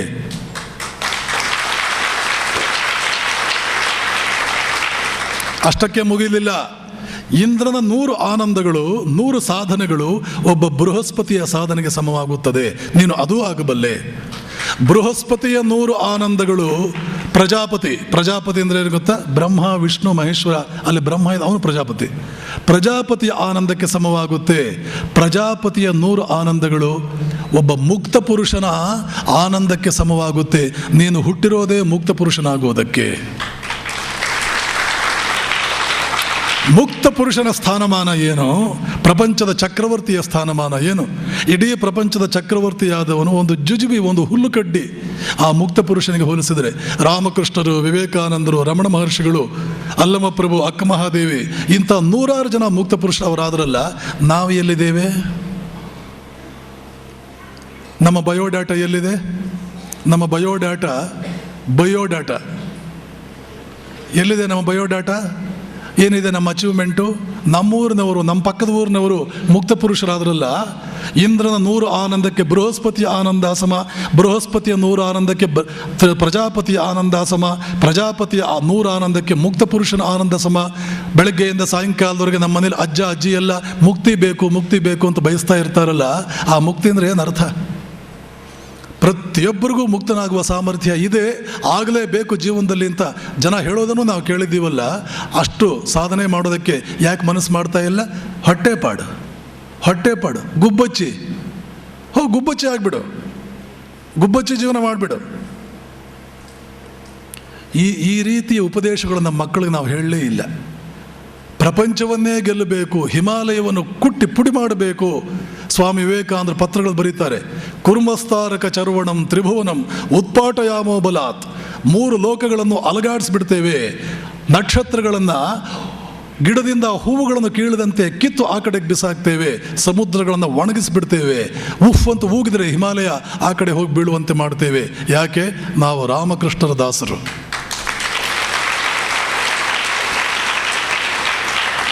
ಇಂಥ ಚಿಂತನೆ ಸಣ್ಣ ಮಕ್ಕಳಿಗೂ ಹೇಳಬೇಕಾಗಿತ್ತು.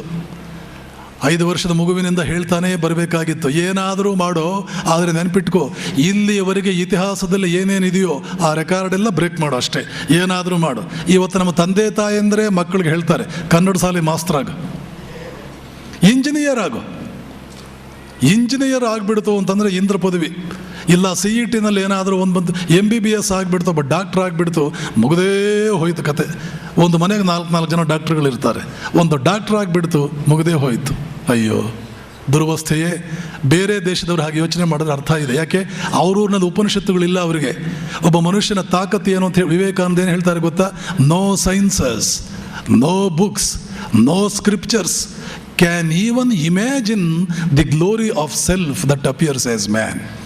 ಮನುಷ್ಯನ ಶಕ್ತಿಗಳು ಎಷ್ಟು ಅಂತ ಕಲ್ಪನೆ ಮಾಡಿಕೊಳ್ಳೋದಕ್ಕೂ ಯಾವ ಧರ್ಮಕ್ಕೂ ಆಗೋದಿಲ್ಲ, ಯಾವ ವಿಜ್ಞಾನಕ್ಕೂ ಆಗೋದಿಲ್ಲ. ಕಲ್ಪನೆ ಮಾಡ್ಕೊಳ್ಳೋಕ್ಕಾಗೋದಿಲ್ಲ. ಅಷ್ಟು ಶಕ್ತಿಗಳಿದೆ ಮನುಷ್ಯನಲ್ಲಿ.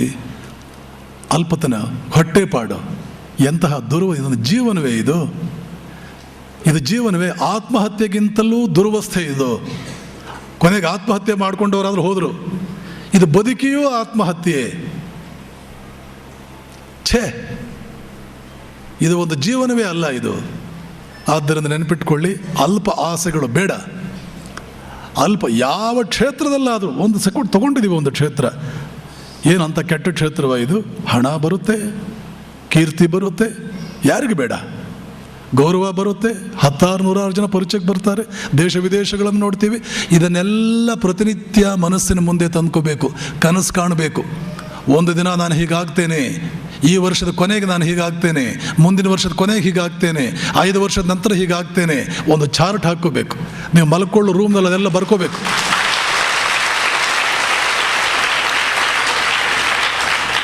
ಮಕ್ಕಳ ಮುಂದೆ ತಂದೆ ತಾಯಿಯಂದರು ಈ ಕನಸುಗಳನ್ನು ಇಡಬೇಕು. ಆವಾಗ ಇದೆಲ್ಲ ಕೂಡ ಹೋಗುತ್ತೆ. ಹೀಗಾಗಿ ಮೊದಲು ಸಣ್ಣ ಆಸೆಗಳಿಂದ ಆಚೆಗೆ ಬನ್ನಿ. ಇದು ನಿಷ್ಪ್ರಯೋಜಕವಾಗಿ, ಇದರಿಂದ ಏನೂ ಸಿಗೋದಿಲ್ಲ ಜೀವನದಲ್ಲಿ.